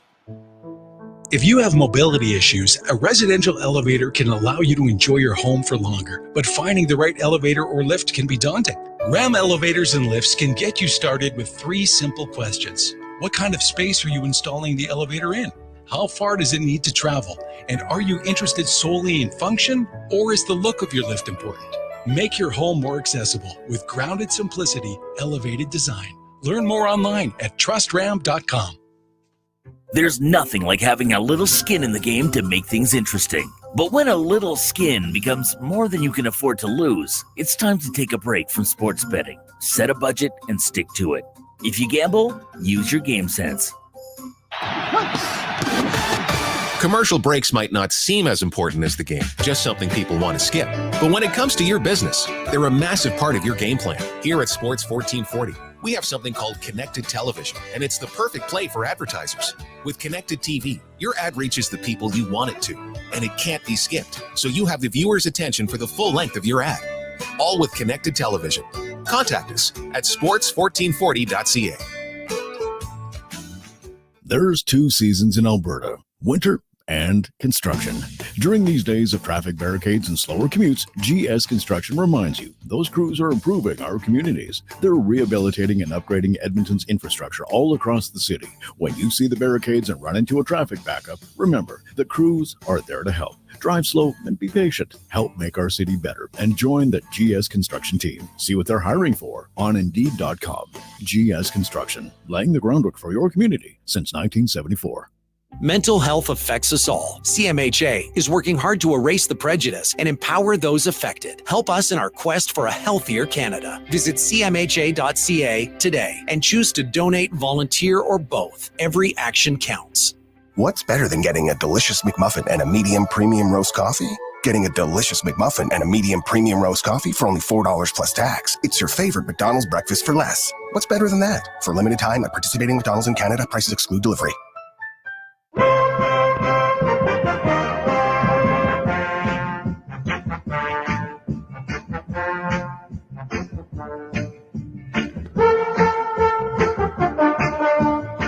Portions of this hour brought to you by Cantork. We've continued developing tools and are excited to announce our newest design, battery-powered nut runners. 4 models from 500 to 3,000 foot-pounds with more on the way. Learn more at cantork.com.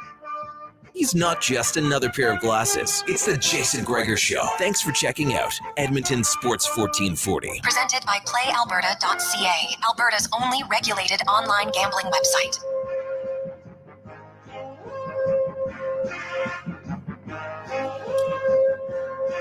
Positive Friday continues on Sports 1440 live on Oilers Nation YouTube. Got a lot of positive text coming in. That's going to be real hard for old Wanye to have to decide. I like that it's not on me. So he'll pick a winner during the next break because we give everybody time to come in, and then there we go. I like it. I like it a lot. So see how that goes. Craig Button is doing the Montreal San Jose game, which has gone into a shootout. Because that's all you need is those two teams extra time. But San Jose and Montreal and shootout. So we'll switch things up. We're going to do 5 questions now, and then we will get to Craig Button after in our next segment. So let's get to 5 questions brought to you by The Brick. And hey, it is Black Friday today. You can save up to 30% off on a wide selection of dining and bedroom furniture, and shop with confidence knowing that you got the best deal with their holiday low price protection guarantee. So trust me, you buy something today and you find out anywhere between now and Boxing Day and you find it cheaper, they will refund you the difference. Pretty good at The Brick, thebrick.com. It's time for 5 questions on the Jason Gregor Show. All right, guys, into this positive Friday, and the Oilers coming off a 5-0 win. Lots of things you could take away from that were positive, but what is the best thing you saw in the Oilers' 5-0 victory over the Washington Capitals? Oh, it was their commitment to not being Swiss cheese defensively. They did not give up very much at all today. And because that's their weakness. So to me, that's the most positive. I didn't watch the game. So for me, the highlight was finding out the score in the game. And when you said it was 5-0, I purposefully didn't find out because I didn't want to walk through the door in a bad mood. So I kept it to myself. Could not believe my ears. You didn't have faith that the Oilers would win, which I understand why Oilers fans feel that way. I just wanted to come in with my head held high on a positive Friday. I didn't have time to watch the game. It's crazy that this game's in the middle of the day. I don't know. Question number 2. It's going to confuse you guys a little bit here on the sheet I sent you because I'm going to jump ahead to the number 3 here. On this day, 36 years ago, the Oilers sent Paul Coffey to the Pittsburgh Penguins after a contract dispute. So since it's the anniversary of a pretty big trade, I'll ask you if you could bring one player to this organization in the NHL, but it has to be a realistic option. Can't be Sidney Crosby. Who would you like this team to go out and acquire?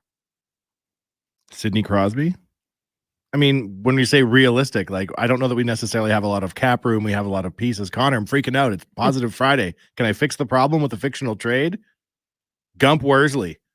That's realistic. He was a heck of a goalie back in the day. He'd come in, stand between the pipes. But if Skinner's getting 5-0 shutouts, I don't even see that we need any additional players. Yeah. Well, realistic, that's what makes it difficult if you're talking about the salary cap. So, you know, I'll say this. Look at what now, it's a different time, but no one really talked about, look at the deal that Vancouver made to get Philip Mronic last year as a right shot defenseman who's come in and been excellent. I still believe the Oilers need another right shot defenseman.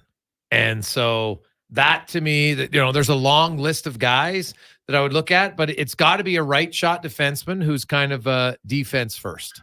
That would be the thing. And it's not going to be a big flashy guy because they just don't have the cap space for that, right? So I would look, and like Gudas would be great, but he's probably out of their price range now at what he signed with in Anaheim, right? He got a pretty good ticket there.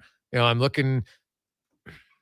Yeah. Like $4 million, there's no chance the Oilers can afford him at 4. And he's probably overpaid at $4 million, right? Like he can play in top 4 on a team like Anaheim. If he's on a competitive team, I think he's a third pair, and I think he's a really good third pair. So how about Ratko Gudas if they retain half?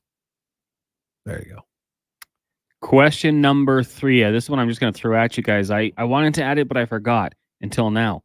Last night, I was just scrolling through Twitter and I saw Spittin' Chicklets, Biz and Ryan Whitney kind of arguing a little bit about who would win, Canada versus the United States, best on best. So I'll ask you this. On paper, factoring all the positions, goaltending as well, who has the better lineup, you think, a Canadian squad or an American squad? Well, I'll try not to be biased, but let's be realistic here. So I'm going to have Connor McDavid. I'm going to have Nathan McKinnon. All right. I'm going to have Sidney Crosby. Those are just some of my upfront. Then I look on the back end, and I will take Alex Pietrangelo. He's still pretty good. All right. I'll take that Cale Makar kid. It's not bad. I think he's not bad. I look at Brent Burns. I still like him on the back end quite a bit. So I still would, the one concern area, which I think is valid, is in goal for Canada. That would be the one concern. But man, you can put together a really good defense core for Canada, and I think they're high end offensive guys. When I go McDavid, like who's the best American forward right now? Right, that would be the first question, and then whoever it is, automatically Edmonton, or I guess it'd be Austin Matthews. Well, you're still going to say that Connor McDavid's better, right? I think I would assume anyway. Like maybe some Toronto fans would disagree, but yeah, I still think it's Canada. I think it'd be close, but I think it's Canada. I do have no issue being biased, Connor. I think it's Canada as well, and Gregor just made a very convincing case. Question number 4. We saw Black Friday football today, Jets and Dolphins. Not a great game. What did you think of that? And is this something you think you'd like to see more of going forward with the little Friday afternoon football? If they're going to have Friday football games, and I'm not a big NFL guy, but for those who are, they should force a national holiday. Like, I don't think you should be making the decision as a football fan. Do I have to continue at my day job? But it is a national holiday in the U.S. Canada, though. I'm saying they have to force a national holiday up here if they want to continue. Otherwise, black the game out. I would, you know what, Cons? I guess it's all going to depend on what was their TV numbers, right? Now, Miami, it's got New York. Make no mistake. You're putting New York in there because it's one of the biggest markets in the United States, right? Like, they're not stupid. So, and Miami is one of the most exciting offensive teams. And even at the start of the year, you kind of knew that. So I suspect, Connor, you will see this become a regular in the NFL. The Friday NFL game on the Black Friday. It's people that are shopping, and then there's lots of people who don't shop, and they're like, this is perfect, I can watch. So yes, I think it's going to be a mainstay moving forward. And a final question on the hypothetical Friday. If you could have a conversation and hang out with any fictional character from a TV show, movie, or a video game, who would you pick? You had me shook here because I was thinking movies and TV, but then you said video game. I would like, Gregor, and this might be controversial, but I would like to talk to a cube from Tetris. That's a character from a video game. Just those little 4-block cubes. What's going on, you? What's going on, cube? Yeah. I definitely wouldn't be talking to any. I don't know why, but there's nobody in that realm that interests me. So I would say, so I think of any movie, like, because as long as it's not based on a true person. So I would want to talk to Jason Bourne, because I'd want to find out the real root of the training. Ooh. Because I love the Bourne identities, man. That's phenomenal. So I would probably, I'm not sure it'd be a great conversation, right? Like he might get suspicious and want to break my neck. Is he allowed to tell you even? Well, that's why I would make the conversation interesting. Do you have clearance to know what the training is about? Oh, I don't see why not. Right? Like I don't think I'm going to look like I'm a threat to him. I think he'd know pretty quickly that I'm not a trained assassin like he is. Looking to start his own spy school. Yeah, like I'm not looking to become a competitor. Is that how you did it? Makes his own Jason Bourne later? Yeah. So no, but it would be that'd be interesting. I like it. We'll take a break. When we return, Craig Button will join us. Also, Wanye will pick the winner for the 4-pack of boxes, courtesy of Oodle Noodle. When we return on the Gregor Show, presented by PlayAlberta.ca. I got into reffing for the excitement. He's going for the chair. Turns out wrestling is completely scripted. But you know what's exciting and unscripted? PlayAlberta.ca. With an all-new sportsbook, odds boosts, and betting on any game. PlayAlberta.ca. Go all in on excitement. Sign up today with promo code SPORTS50 and get a $50 free bet. Official gaming partner of the Edmonton Oilers. Remember, if you gamble, use your game sense. Christensen Communities, the name in active adult living. Enjoy retirement living without compromise. At Christensen, we understand that each lifestyle is unique. We are committed to providing choice through optional dining, personal services, recreation programs, and care plans to suit your current and future needs. Enjoy maintenance-free living and build new friendships in a safe, independent community. Large suites with full kitchens and in-suite laundry, on-site amenities, and so much more. Find out more today about our communities across the province at cdlhomes.com. Edmonton's premium live music and party venue is On the Rocks. Check out Bingo Tunes on Monday. Perform on the best stage in town with karaoke on Wednesdays. Learn how to salsa with Salsa Rocks on Thursdays. And every weekend, OTR goes live. With your favorite bands on the OTR stage and DJ Kenny K. For everything that's going on at On the Rocks, give us a follow. Facebook, Instagram, or Twitter. At On the Rocks, EDM. Eat well, party hard. On the Rocks. On the Rocks. On the Rocks. Open every day till 2 a.m. Full-service provider of heavy haul transportation and rigging at the highest level. Next Gen Transportation. We're developing new and innovative ways to transport oversized and overweight equipment to remote and challenging locations. Our Next Gen team leads with a wealth of experience and expertise. But most importantly, we put safety first, so everyone gets home safely. We also take great pride in supporting our local community programs and teams. Good luck to everyone this season and in the year ahead. Visit nextgentransportation.com. You've got a go-to coffee spot, a trusted barber, even a lucky game day jersey. But when it's about looking your absolute best, there's only one name you need: Mr. Dirk. Family run since 1939. We're experts in crafting impeccable tailor-made suits and offering a wide variety of everyday styles. Pair that with personalized one-on-one fittings and the convenience of on-site tailoring. Mr. Dirk elevates your style game. Visit our Edmonton store or explore MrDirk.com. Score big on style with Mr. Dirk. It's Black Friday at Canadian Tire. Hurry in for our lowest prices of the year and save up to 60% on kitchen appliances, electronics, tools, and more. Value that adds up at Canadian Tire. Ends November 29th. Conditions apply. Visit CanadianTire.ca or flyer for details. Hi, Dennis from Weiss Johnson. Are you one of those people out there looking for something different to heat and cool your home? Weiss Johnson is Edmonton's cold climate heat pump specialist and would love to explain to you how Trane heat pumps are a reliable, cost-effective alternative for your home's heating and cooling needs. Order your Trane heat pump now and take advantage of the generous government rebates that are available. Trane, it's hard to stop a train. Call the most experienced HVAC company around with over 45 years in business. Visit wjcools.com today. Denim Ford's roots run deep in the history of Central Alberta. Like always, you can experience the same honest pricing and honest service that you've come to expect from all of us at Denim Ford for the past 65 years. Denim Ford is proud to be Canada's only 50-time President Award-winning dealership in customer satisfaction, treating every customer like family. Visit Denim Ford on the world-famous Wetaskiwin Auto Mile or from home at denimford.ca. Cars cost less than Wetaskiwin.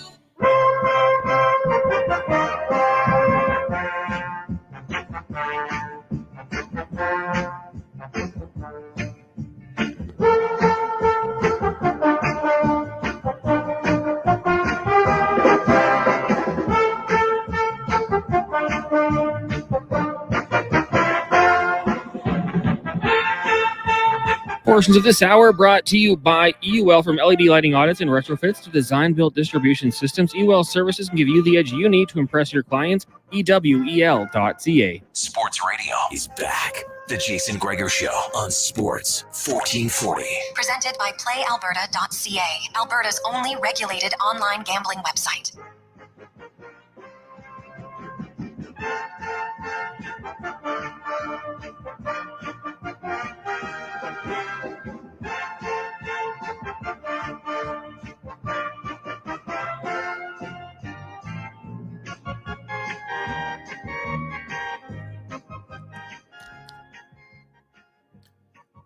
Pause of Friday continues on.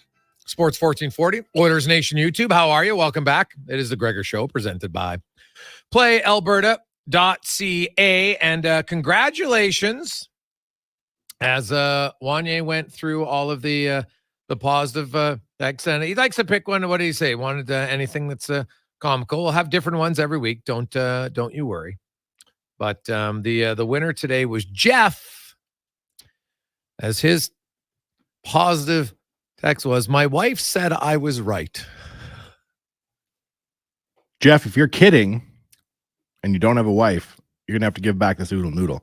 But I think you're telling the truth. And that is a rare occasion that a wife says you were right about something. Mm-hmm. We support you. It's a big positive. That is a big positive. So, Jeff, read your text, and you can send us your mailing address, and the noodle package will be coming to you. Enjoy your oodle noodle. There you go. Now let's get to our big guest today, brought to you by the Spruce Grove Saints. Exciting AJHL action tonight at the Grant Fuhr Arena. Get your tickets at sprucegrovesaints.ca or go right to the door. It's always a great event on Friday nights down in Spruce Grove. They're taking on Calgary. The Saints looking for a win.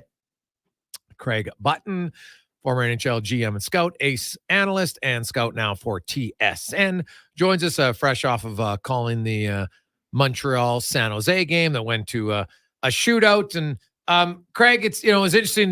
Two teams that obviously I think are both in a rebuild stage. Montreal at least admits they're in a rebuild stage. I guess San Jose finally maybe is getting forced into one. We'll see. But when you watch that Sharks team, Craig, I said it's going to be 8 more years before they make the playoffs. Because they don't have a lot coming. Well, when you said, Jason, you watch a game and 2 teams in a rebuild, I thought you were going to say Edmonton and Washington.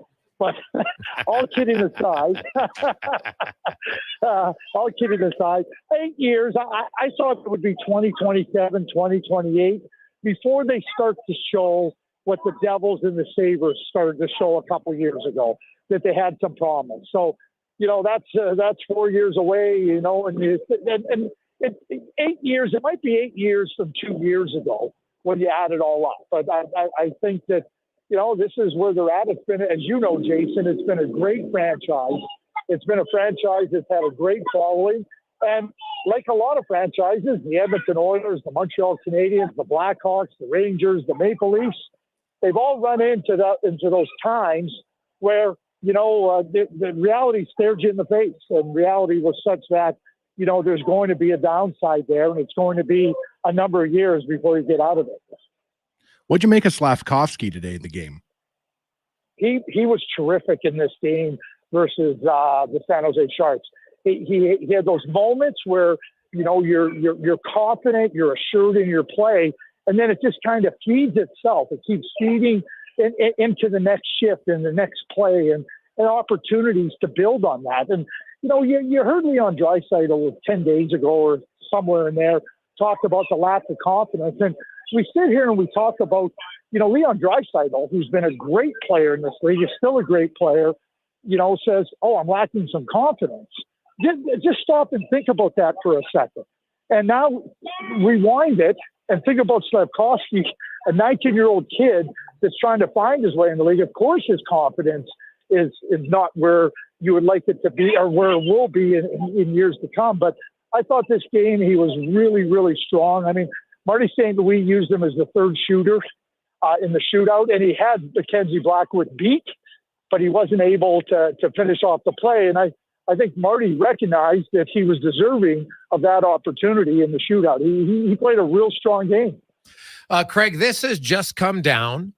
It's Sam Girard. I'm going to read the statement from the Avalanche defender. Quote, I have made a proactive decision to take care of my mental health and will be entering treatment for severe anxiety and depression that has gone untreated for too long and led to alcohol abuse.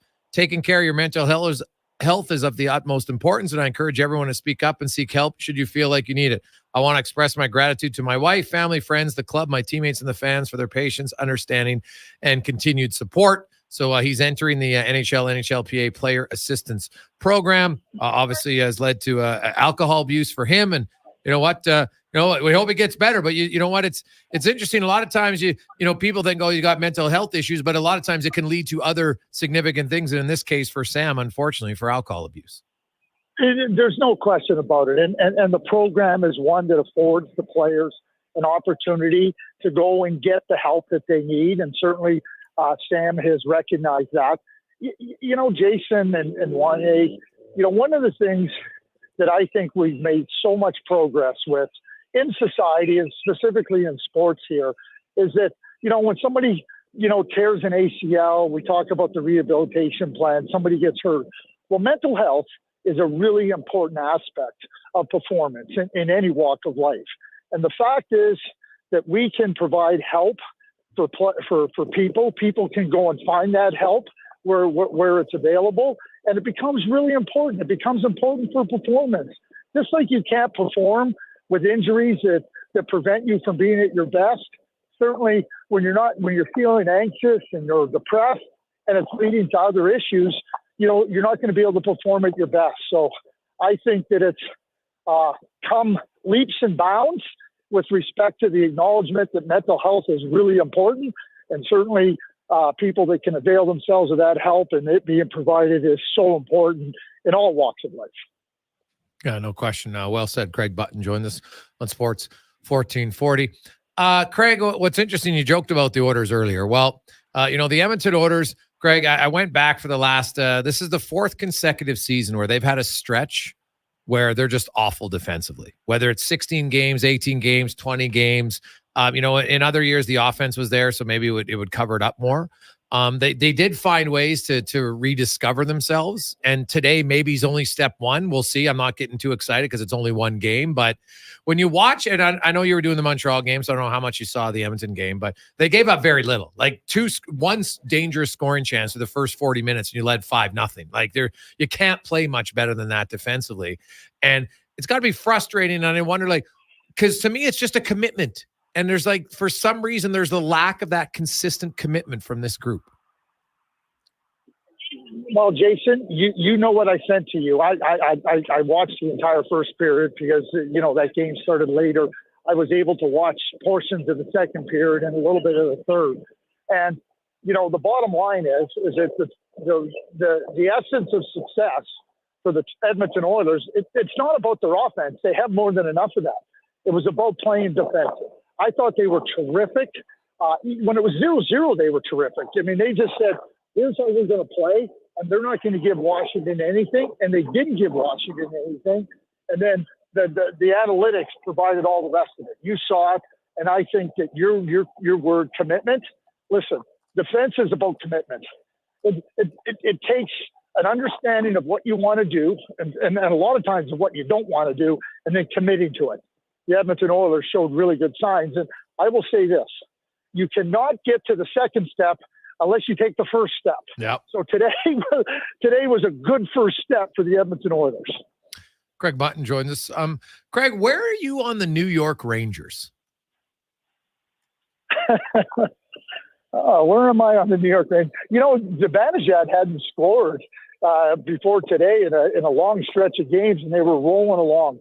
Peter Laviolette, I thought last year, did a fantastic job with an injury-riddled Washington Capitals team.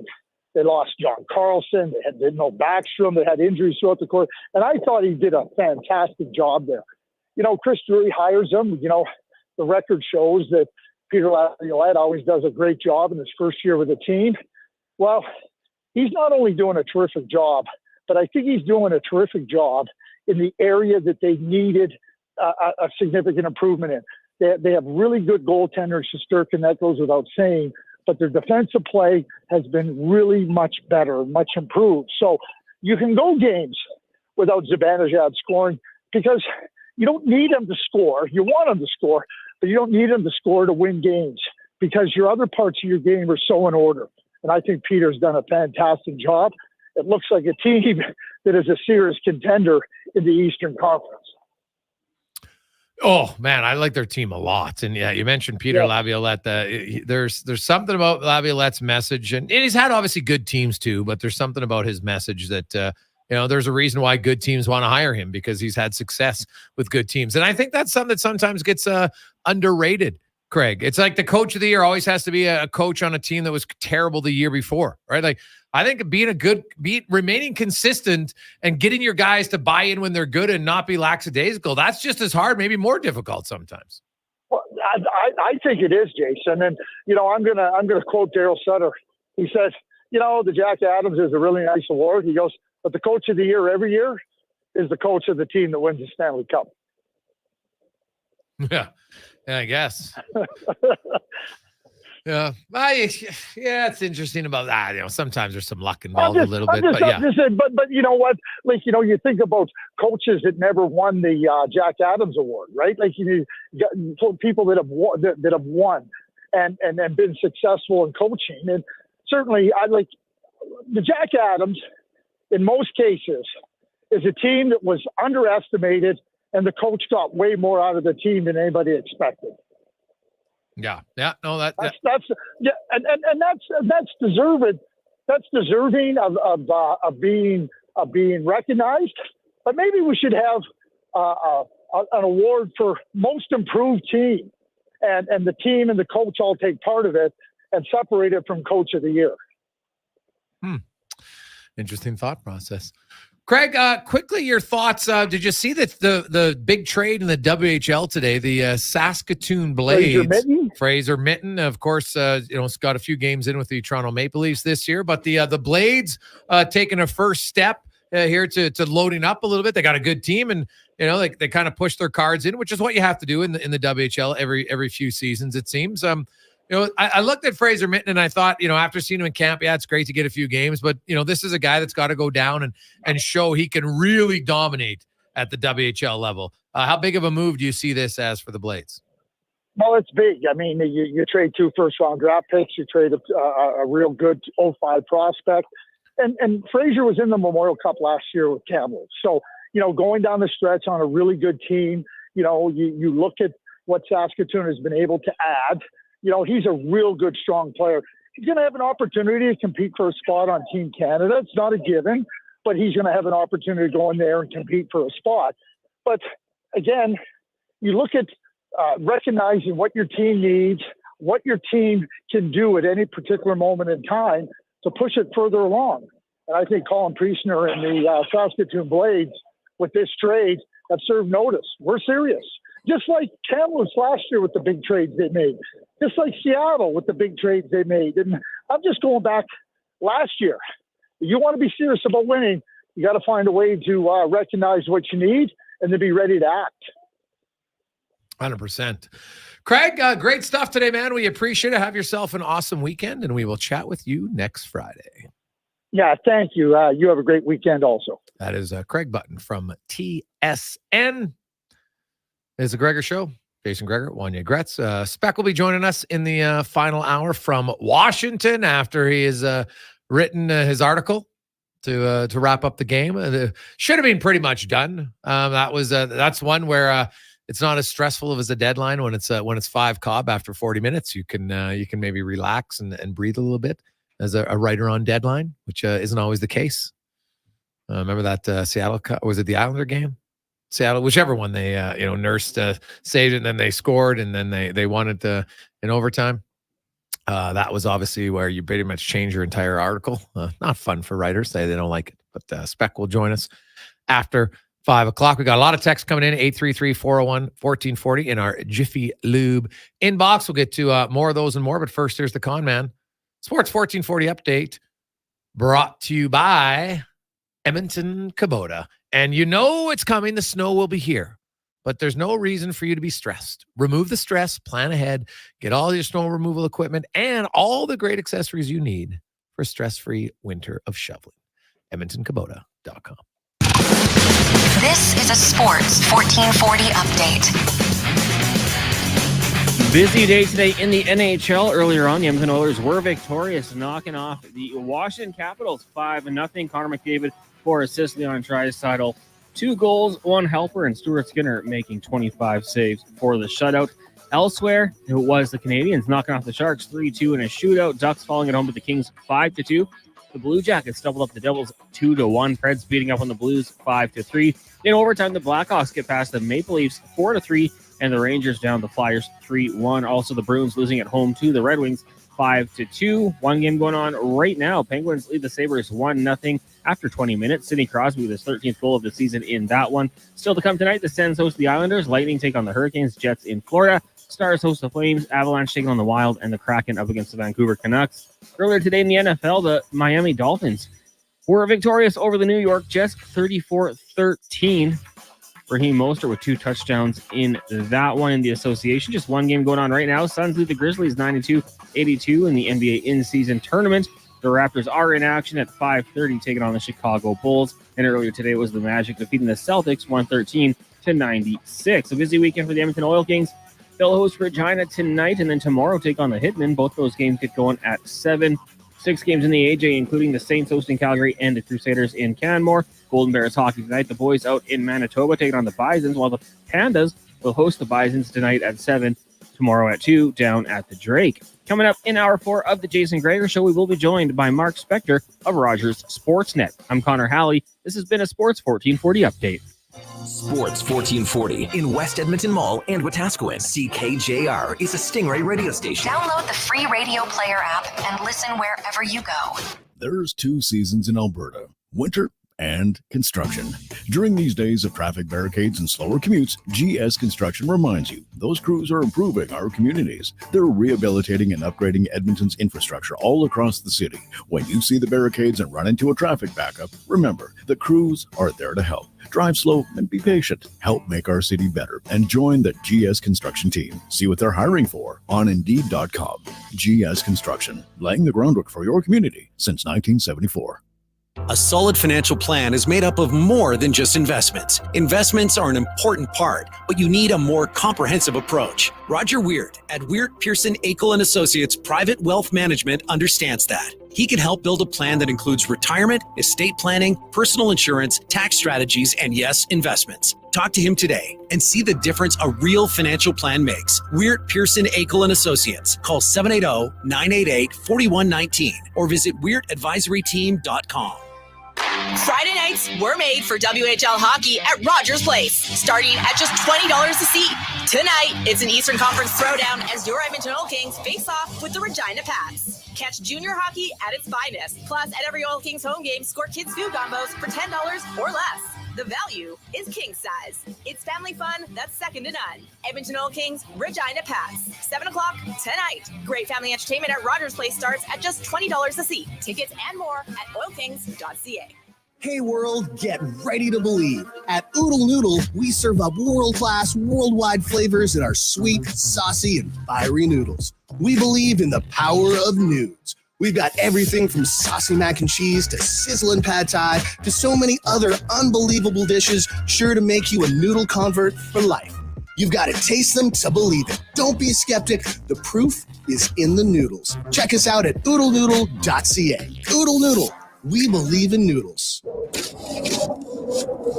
Get your vehicle ready for winter with Jiffy Lube. Drive-in, drive-out service with 25 extra air miles with your Shell Go Plus app. Be wise, winterize. Jiffy Lube, keeping you moving. Building or renovating, you want to work with someone who sees and understands your vision. BIE Engineering is a family-owned, experienced structural engineering consulting firm serving commercial and residential clients in Edmonton and surrounding area. Homeowner or large company, they'll work with you to help see your ideas through. BIE Engineering can help prevent problems, deliver solutions, and minimize your risk. BIE Engineering. Request a quote for your project today. Visit BIEENG.com.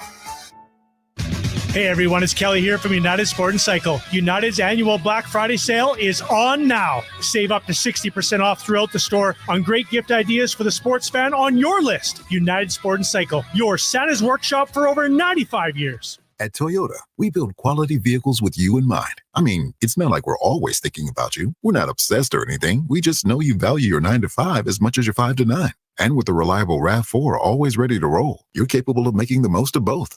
It's time to make every moment count. It's time at Toyota. Lease a 2024 RAV4 LE all-wheel drive from $95 weekly for 64 months at 7.29% APR with $3,499 down. Visit shoptoyota.ca or your local Prairie Toyota dealer today. FYI, still thinking about you. Christensen Communities, the name in active adult living. Enjoy retirement living without compromise. At Christensen, we understand that each lifestyle is unique. We are committed to providing choice through optional dining, personal services, recreation programs, and care plans to suit your current and future needs. Enjoy maintenance-free living and build new friendships in a safe, independent community. Large suites with full kitchens and in-suite laundry, on-site amenities, and so much more. Find out more today about our communities across the province at cdlhomes.com.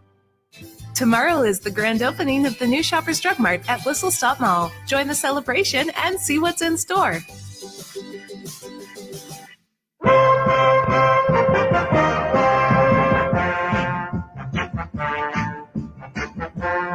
Portions of this hour brought to you by Crystal Glass, the clear choice for all your auto, residential, and commercial glass. Call 310 Glass or book now at crystalglass.ca. Look good, feel good, play good. It's the Jason Gregor Show. Thanks for listening to Sports 1440. Presented by PlayAlberta.ca, Alberta's only regulated online gambling website.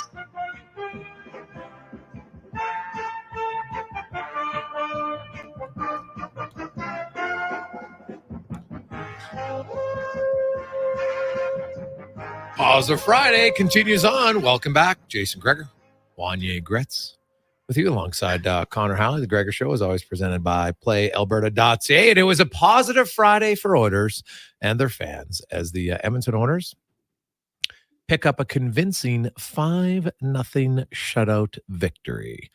In Washington, Stuart Skinner, 25 save shutout, his third career shutout. Connor McDavid, 4 assists. Leon Draisaitl, 2 goals and assists. Scored his first power play goal in 16 games. He had 2 of them. How can that be? That's crazy. Nugent Hopkins, goal and 2 assists. Evan Bouchard, another goal. He now has 19 points in 19 games. Is tied for 4th in scoring amongst defensemen. Evander Kane continued his hot streak, opened up the scoring with his 9th goal of the season. Zach Hyman chipped in with 2 helpers. The Oilers outshot the Capitals 21-6 in the first period. All at even strength. There was no penalties, although Ovechkin did get a penalty at the end of regulation in the first period, and that was the only power play the Oilers didn't score on. They didn't score on that one, but then they scored on the next 3 in the second period. All 3 of their power play goals coming in the second period. And they get the win. Pretty convincing win. It is the Gregor Show presented by PlayAlberta.ca. And it's time now for the Spec Report brought to you by GS Construction. And hey, they remind you that, you know what? There's good people working the streets just like you are trying to drive the streets. So be calm, be patient, especially on some of those slower areas, 178th Street, Yellowhead, Stony Plain Road. Trying to get it done. Be calm, be patient through construction zones. GS Construction. Mark Spectre joins us in Spec. It's amazing how different a team can look from game to game. The Edmonton Oilers didn't look like they could defend to save their life in Carolina. And this afternoon, they looked like they were a defensive juggernaut as they virtually did not give up any scoring chances in the first 40 minutes. Washington had 1 high danger chance, and I know they finished with 4. I'm not even sure they had 3 in the third period, but that was a pretty textbook victory from start to finish. Spec. The game was never in doubt. They took over the game early and just kept their foot on the gas the entire way. Yeah, it's the big mistake that's hurt them all year. And there was, I think, 2 giveaways when it was 0-0. Kulak in his own zone. Hyman, not a great one at center ice. The play came the other way quick, but both were well defended. Right, everybody bucked up and allowed those 2 mistakes, and then they started scoring and they stopped making mistakes. And it was a very convincing game, and a lot of things that you hope to see when you watch your Oilers play finally started to happen, Jay, today. I was scared to talk to you, Spec, because last Friday was Freak Out Friday and you were freaking me out. But after a 5-0 win, hit me with some over-the-top positivity that I could take into the weekend, and it'll keep me warm as the cold air comes in. Well, Wanye, I would say this, like all the stuff that hasn't been happening that define the Oilers, right? I saw it tonight. Obviously, the power play. The power play was good. This team's built to beat you on the power play. They did tonight. The puck's going in finally for Draisaitl, first power play goal in 16 games. He's been shooting it, but it hasn't been going in. That's huge.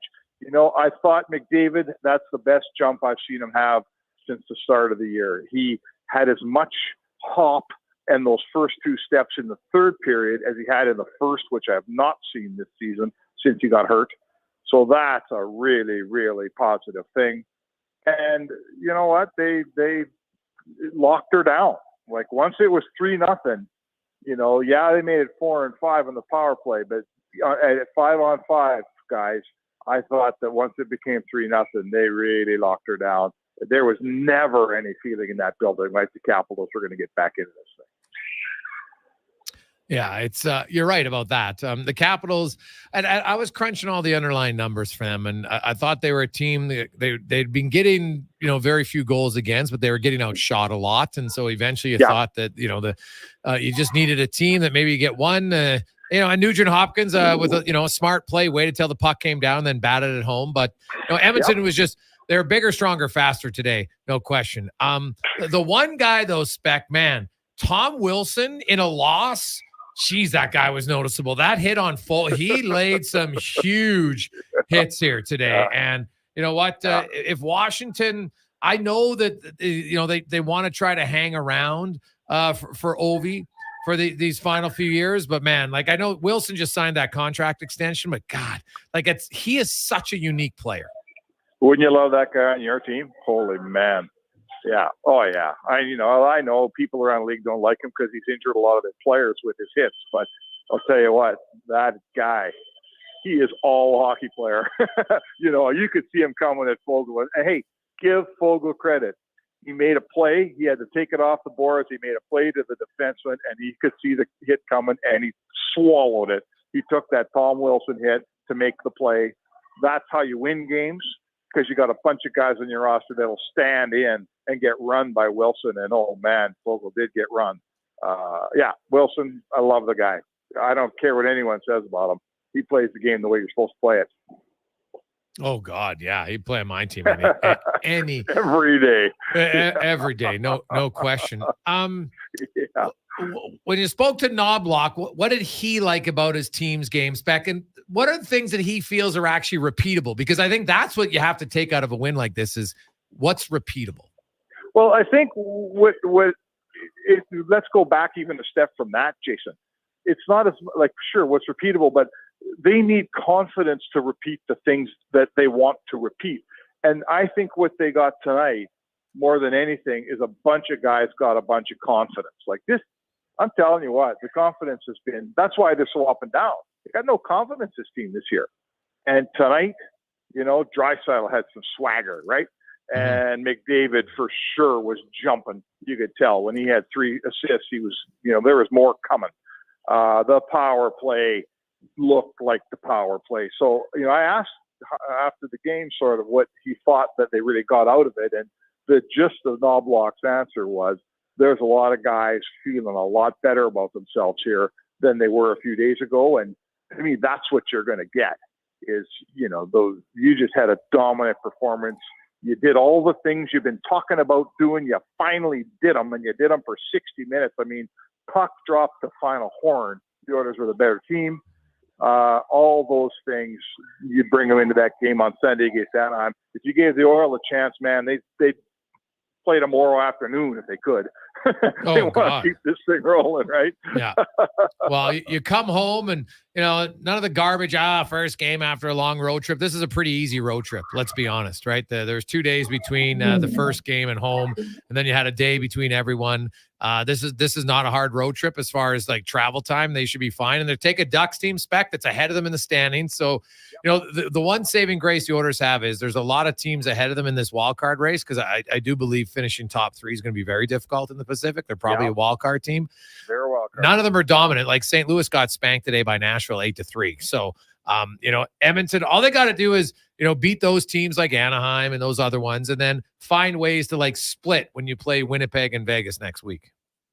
Yeah, no, that's fair. They, you know, I would say this to you, Jay, they can't afford, you know, they've blown the old first game back from a long road trip excuse. Like they don't get that anymore. It's real. Like I was just looking at my schedule. I've been on the last 2 road trips. I think we came home for 3 days in between. I've been on the road for like all but 3 of the last 3 days in the last 3 weeks. So this isn't me complaining, but this is me saying it's almost like 2 road trips or a 3-week thing here. They've been gone a long time and they are tired and whatever. That they don't get that excuse now. They've blown that. right? These points are too important now, especially with a team like Anaheim that's right in front of you here, or a ways in front of you. They have to come home and throw those excuses out to the, in the garbage. They got to play hockey here. They got some ground to make up, pal. They're 10 points out at U.S. Thanksgiving. That team almost never makes the playoffs. It's going to take something special for this team to grab a wild card spot. What do you got going on a Friday night in Washington? I'm standing at the security at the airport. I'm going to fly to Toronto and sleep at Pearson Airport and be home by 10:30 tomorrow, boys. Ooh, staying at the classy Pearson Airport Hotel. Yeah. Nice. Yeah. Hey, nice, pal. Spec. This is a veteran scribe. Yeah. I mean, otherwise you're flying all day tomorrow. Yeah, right, yeah. On a Saturday. No, it makes sense. I think it makes sense. So that's the plan. Anyway, I'll let you know if it works out okay. If I do things right, I'll be at the lake by noon. Oh, well, hopefully it's not a planes, trains, and automobile type of Thanksgiving for you, Spec. Yeah, me too, pal. Me too. It's funny to be in a big city like Washington on a Thursday on Thanksgiving. It was like I said to the boys this morning. It was like being in a small Alberta town. It was so quiet last night. There wasn't the Walgreens and 7-Eleven were closed. Wow. I couldn't even go get a Slurpee or something or a bag of chips to watch the football games. I mean, it was absolutely shut tight here last night. So you know what? I had a glass of wine at the hotel bar, watched the football, went to bed early. Spec, talking to the people in Washington and, watching Ovi today, I saw him get engaged physically a little bit, but like there was the one play that really stood out when the puck came around, the orders, it was a 5-on-5 and they dumped it around. It was in Edmonton's end. And Ryan Nugent-Hopkins from like 15 feet raced to the puck, beat Ovechkin, and like Ovechkin had the angle on and he still beat him to the puck. Like, how much is he slowed down? What are people in Washington saying? Yeah, guys are, this is something that they're probably talking about very quietly around the team because he's revered here. But up in the press box with my mates up here, Tom Galudi and Steve Weinol, and everyone's wondering, like, sure, what's the number, Jay? Is it 68 goals to get the Gretzky? 68 to beat him. Yeah, 67 to beat him, right. So now you're wondering, like, is he going to have 30-goal seasons? Is he going to have 20-goal seasons? Like, what goes first? I remember Maddie telling me years and years ago that with Yari Curry, his hands actually went before his legs went. Maddie felt that that was the first thing to go. Sometimes your legs go first and you can't get there. Sometimes your hands go first too. And, we're going to watch with Ovi, and everyone is watching. Man, what's the old saying? Father Time is undefeated. Yeah. So I think he'll hang around till he breaks the record. Oh, yeah. But now you throw an injury in, and now you throw an 18-goal season in, and now you get a little bit slower. And, you hope it's not a Willie Mays type deal where everyone's like, oh, man, just let him get there so he can retire. I hope it's not like that. I hope he gets there. I hope he beats Gretz. I hope he gets it all done. But, yes, your question, guys are starting to wonder around here how this thing's going to look down the stretch run. Yeah, for sure. Well, Spec, fly safe, and we'll chat with you on Monday. All right, boys. Have a great weekend. Enjoy the lake. That's Mark Spectre in the Spec Report, brought to you by GS Construction. An example of losing the plot. So the NHL, I thought, made a very knee-jerk reaction to a small group of people when they wanted to ban basically, forcing players, you didn't want to wear the Pride jersey, and which then of course impacted not just them but the Cancer Knights and everything else. And so I don't know if you saw the story. Marc Andre Fleury had a custom design mask made. It had quotes from his dad on the back, the names of his kids. It was for their American Heritage Night, right? Native American Heritage Night. And the NHL said, no, you're not allowed to have any, you're not allowed to wear anything. You can't. Now, they did relent on the Pride tape, right? And so, but they're like, no, you can't have a mask like this. And I'm just like, what? What are you doing? What are you doing? Why are you taking away the choice? This is the most idiotic thing ever. Basically, you had a small group, I'm sorry, ignorant homophobes who were like, oh my goodness, it's terrible for me. Just say, you know what? You have the choice. You don't want to wear it? You don't have to wear it. But now there's nothing negative that comes from him wearing this. Nothing. It's honoring his wife's history. It's honoring everybody. And you know what? It gets auctioned off. They raise some money. Great. Now they'll still do the auction and everything. And maybe this helps it. But the NHL, when they make knee-jerk, it's no different than when they tripped over themselves after the Matt Duchene offside. The NHL is so great to overreact to things. And then they won't react to the things that they need to react to. That's what's mind-blowingly frustrating about it. But this is just another example of like, what are you doing? Just dumb. So we'll see if they, more players, and Fleury was like, I'll pay the fine. And so then the NHL's like, whoa, you can't do that. So then they threaten to fine the organization a significant amount. That's how petty they are. Like, get rid of Gary Bettman. His time has come. Beat it. The count, tap out. It is so obvious that he is out of touch. It is painfully obvious more and more. Quick break. We'll return on Edmonton's Sports Authority, Sports 1440. Rodeo clowning felt like an exciting opportunity. Boy, was I ever wrong. The Bulls. So, playalberta.ca. I can bet on any sports game, play online casino games anytime, and buy lottery tickets anywhere. PlayAlberta.ca. Go all in on excitement. Sign up today and get over $100 in welcome bonuses. Remember, if you gamble, use your game sense. Japa Machinery Group knows that XCMG may not roll off the tongue, but Japa's team will help keep your construction jobs rolling on time and on budget with heavy equipment sales and rentals. Visit japamachinery.com to find out more. Winter weather is hard on your vehicle. Help keep it in top shape with Pennzoil Ultra Motor Oil from Jiffy Lube. Oil changes on your schedule and 25 bonus air miles with your Shell Go Plus app. Jiffy Lube, keeping you moving. Being on this road together means saving twice during the Fountain Tire Road Ready sales event. Save up to $225 on a set of 4 select tires. Plus, get a bonus $50 off any service until December 16th. Book your appointment at fountaintire.com. Restrictions apply. Financing available. Ugh, fine print. What's better than getting a delicious McMuffin and a medium premium roast coffee? Getting a delicious McMuffin and a medium premium roast coffee for only $4 plus tax. It's your favorite McDonald's breakfast for less. What's better than that? For a limited time at participating McDonald's in Canada, price to exclude delivery. At Toyota, we build quality trucks with you in mind because everyone loves a friend with a truck, especially a Toyota. A truck as dependable and capable as you are. So when that inevitable ring-a-ding-ding for help comes, you're there, rolling up in an award-winning truck because you're an award-worthy friend. It's time to Toyota. Lease a 2023 Tacoma 4x4 double cab SR5 starting from $119 weekly for 64 months at 7.79% APR with $6,499 down. Visit shoptoyota.ca or your local Prairie Toyota dealer today. Guys, why should shopping for jewelry over the holidays be more strenuous than shoveling snow? Find the perfect gift that will melt her heart and not your wallet. Visit the guys at Leduc Goldsmiths with Black Friday sales November 25th and 26th. 25 to 50% off store-wide. Great savings on necklaces, earrings, bracelets, rings, and more. So put down the shovel and make the holidays a breeze with Leduc Goldsmiths on Main Street, Leduc, and online at leducgoldsmiths.ca. Leduc Jewelry Store, family owned and operated for over 30 years.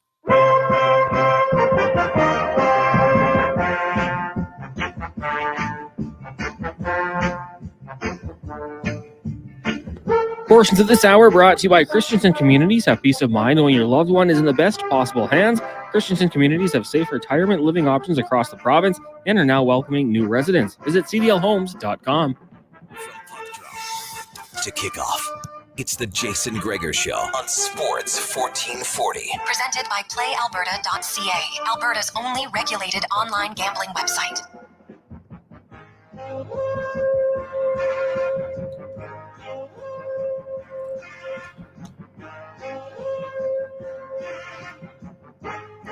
Positive Friday. Welcome back to the Gregor Show. Sports 1440, Orders Nation YouTube. Presented by playalberta.ca. Coming to you live from the eWell studio. That's EWEL.ca. They are your top-notch electrical wholesaler. Anything you need, they got it all. And they are diehard sports guys there. You know what? They play the show in the showroom. Oh, yeah, it's unreal. I love it. So we're there. It was fantastic. And Dave's got like, I don't know how many jerseys there. Like those guys are diehards. So it's they live and breathe. There's probably a little party right now at EUL on a Friday after a big 5-0 victory. Many Oiler fans, all of a sudden you're driving home, you're sitting up a little taller in your vehicle, you're not cursing, you're like, hey, what's going on tonight? It's great, right? Walk home, give your significant other a little pinch, say what's going on. It's Friday night. Let's live it up. So that's what happens when the team wins. It changes a lot of people in how they are. So see how it goes. Hey, Gregor, why not have a design pre-approval system so you're proactive for Mo?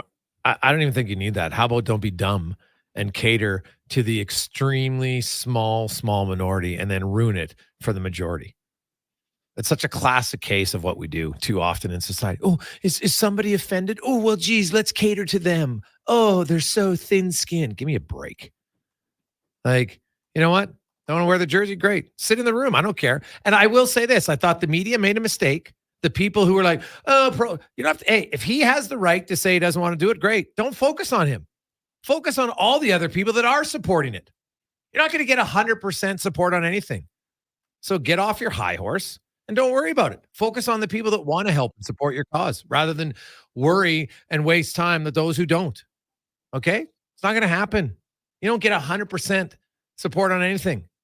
So focus on those that are helping. And trust me, there was there were so many players in Philadelphia that did lots of great things, and that doesn't get talked about now. And that to me was that was the wrong approach from the reporters who did it, and it was even worse approach from the NHL to make their decision. So hopefully, Fleury and other players put pressure on him and say, "Stop taking away my ability to want to show my support for these causes," because that's what you've done, and it is completely ridiculous. Now, let's get to Wanye's World, brought to you by Action Electrical. 50 years in business, baby. And when you're 50 years, you got a lot of experience. You got a lot of knowledge. You know what you're doing. They got solar and other green energy products, projects, business income. Of course, if you are into electrical preventative maintenance on your commercial building, which is rather important. They do all the infrared testing and more. So check it out, actionelectrical.net. Here is Wanye's. Drove out in the way today, Gregor, getting ready for a bloodbath, basically. I never would have predicted in a million years a 5-0 win for the Oilers today over the Capitals. I never would have predicted a shutout for Stuart Skinner at the present time. And it's why they play the games. So I think, the fact we came in on a positive Friday and there isn't a big forest fire of rage to fight. The temperature is above 0 in the Celsius. Oilers just came off a huge 5-0 win. This is a good Friday, people. And I think we got to take note of it and be happy that this is what we have right now. Will the Oilers defeat the Ducks on Sunday? The Oilers probably won't lose a game until they hoist the cup in June, Gregor. But let's not get ahead of ourselves. Just for today, this is a great Friday. So you actually didn't watch the game because you were fearful that they would lose? No, I was doing other work. Oh, okay. I can't just drop everything at the drop of a hat. I work as a hockey blogger. I can't stop working to watch hockey. It is true. There is a lot of people who had a lot of texts. Why is the game? Well, it's because it's American holiday. And I know people were like, well, hey, why don't they have the Canadian teams play evening games in Canada? Sure. But they also, they wanted to have as many games as possible. Now you could have had the Canadian teams involved, just playing at night, right, in Canada. You could do it, but they elected not to. It's one day. Would I like to maybe the difference is our Thanksgiving in Canada isn't celebrated like Thanksgiving in the US is like Christmas time. Like honestly, some Americans tell me it's bigger than Christmas. So, there's the difference. Now, the NHL doesn't play on Christmas and I'm all for it. I would not want, that's just me personally. I like Christmas, and it's probably because of what I was, my whole life we've had Christmas and there's no games. Maybe you go play your own game. You go play on the ODR with your family, open gifts, do whatever it is you do. And that's totally fine. So I'm not sure there's really like an equivalent to what we could do in Canada to match it. Plus, if you did it in Canada, you got to remember there's only 7 teams, right? They're not suddenly going to get, so even if the American teams come, there's only 7 of them they're going to play, quote, afternoon games in Canada, right? So it's kind of hard to find a comparison. And you just can't when it's 25 teams in the U.S. to 7 teams in Canada. And hey, if we win 5-0, yeah, I would like to play every Friday at whatever time they started, 1 p.m. Yes. Yeah. Sign me up. Well, as you know, Oilers love the matinee games. Actually, the Oilers have actually been pretty good at matinee games. I've been looking at the numbers the last few years. They've actually been pretty decent at it. I know they obviously lost at home to Nashville, but they do have another matinee game coming up against the New Jersey Devils in December as part of that 6-game homestand. So they take on the Ducks Sunday, then Vegas, which I think should be a fairly emotionally charged game. Vegas stole the Oilers' dream last year. They took it away from them. That always adds. I would think that, that Anaheim game, a little bit of a trap game. You can't look past them at all. I would hope the Oilers aren't. Like, the Oilers are looking up at everybody in the standings in the West except San Jose. So I'd hope they wouldn't look past them. But that Vegas game, I know if you look at the standings right now, you're like, yeah, it shouldn't even be close. But as I've said, and I've been saying, the Oilers were deserving of the record. They've played that poorly, but they're not that bad of a team as shown today. The problem is they haven't shown the team that played today often enough, right? But if they show up, and I would think Vegas, because if you don't show up against Vegas, they'll embarrass you. That's just a fact. So I don't want to look past Anaheim, but I'm telling you, I'm quite intrigued about that Vegas game. It'll be good. And the Ducks, you know what? The Ducks have come back to kind of where we thought they were. They got on a little bit of a hot streak, but now they've lost, I think, 5 of 6 or something. They lost to the LA Kings today. They're not just going to roll over, but Anaheim is coming back down to maybe more of who you thought they were. And maybe the Oilers, to me, I thought they win 3 of these final 4 games heading into the break. That means then they went 6-4 in their last 10 games. Decent, not great, but better than obviously the first 10. And then you just kind of build up from there. But today at least shows signs that the Oilers know how to play sound defense. Now the question remains, will they do it again? And I'm not talking shutout. Obviously shutouts are rare. I don't expect the Oilers to shut them out, but just limit the number of high quality chances, right? That's just how it goes. So, hey guys, I don't understand why people get so upset about it. Getting the NHL all over the place on a Friday means more exposure in the U.S. People should like that because this should increase revenue, which is what the Oilers desperately need so they have more cap space in the future. I'm all for it. If the Oilers have to play on every holiday in the U.S. to increase the salary cap, let's do it. From Frank. Frank, smart move. Frank, you're thinking big picture. I'm thinking about myself. Yeah. So smart, though. I get it.